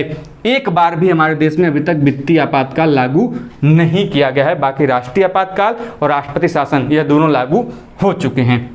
वहीं पर बात करें दोस्तों संविधान संशोधन की, संविधान संशोधन अर्थात कॉन्स्टिट्यूशनल अमेंडमेंट, यह दिया गया है अनुच्छेद 368 में। अच्छा भैया, जरूरत क्यों पड़ी? क्योंकि आप सभी लोग जानते हैं कि जो नियम बनाए गए हैं उनको समय के साथ परिवर्तित करना आवश्यक है। समय की मांग होगी, उसके अनुसार नियमों में परिवर्तन किया जाएगा, और इन नियमों में परिवर्तन जो किया जाएगा उसका अधिकार है अनुच्छेद 368 में, जो संविधान में संविधान संशोधन के अधिकार की चर्चा करता है। और यह संविधान संशोधन की अधिकार हमें जो हमने लिया है, यह लिया है कहाँ से? यह लिया है दक्षिण अफ्रीका से, अर्थात साउथ अफ्रीका से। वहीं पर दोस्तों संविधान का जो संक्षिप्त नाम वर्णित किया गया है, बहुत इंपॉर्टेंट क्वेश्चन है, आपके एग्जाम में पूछा जाता है। यह जो संक्षिप्त नाम है दोस्तों, यह अनुच्छेद 393 में वर्णित है। वहीं पर आज के और इस अनुच्छेद के टॉपिक के सबसे लास्ट के आर्टिकल की बात करें दोस्तों, यह दिया गया है कि हिंदी भाषा में संविधान का जो प्राधिकृत पाठ है यह किस अनुच्छेद में वर्णित है दोस्तों? तो यह अनुच्छेद 394 के क क्लॉज जो है दोस्तों, उसमें क्या किया गया है? इसका वर्णन किया गया है। तो इस प्रकार से दोस्तों हम लोगों ने संविधान के जितने भी महत्वपूर्ण आपके अनुच्छेद थे, आर्टिकल्स थे, हमने उसकी चर्चा कर ली दोस्तों। तो आपको यह वीडियो कैसा लगा, यह वीडियो आपके लिए कितना हेल्पफुल रहा, हमें कमेंट बॉक्स के माध्यम से जरूर बताइएगा। और दोस्तों यदि वीडियो पसंद आई हो तो अपना प्यार दिखाते हुए जाइएगा, वीडियो को लाइक करते हुए जाइएगा दोस्तों, और अपने दोस्तों के साथ इस चैनल को और वीडियो को शेयर जरूर करिएगा। तो ऐसे ही अपडेट और इन्फॉर्मेशन के साथ मिलते हैं नेक्स्ट वीडियो में। तब तक के लिए जय हिंद, जय भारत, हर हर महादेव, जय जय श्री राम।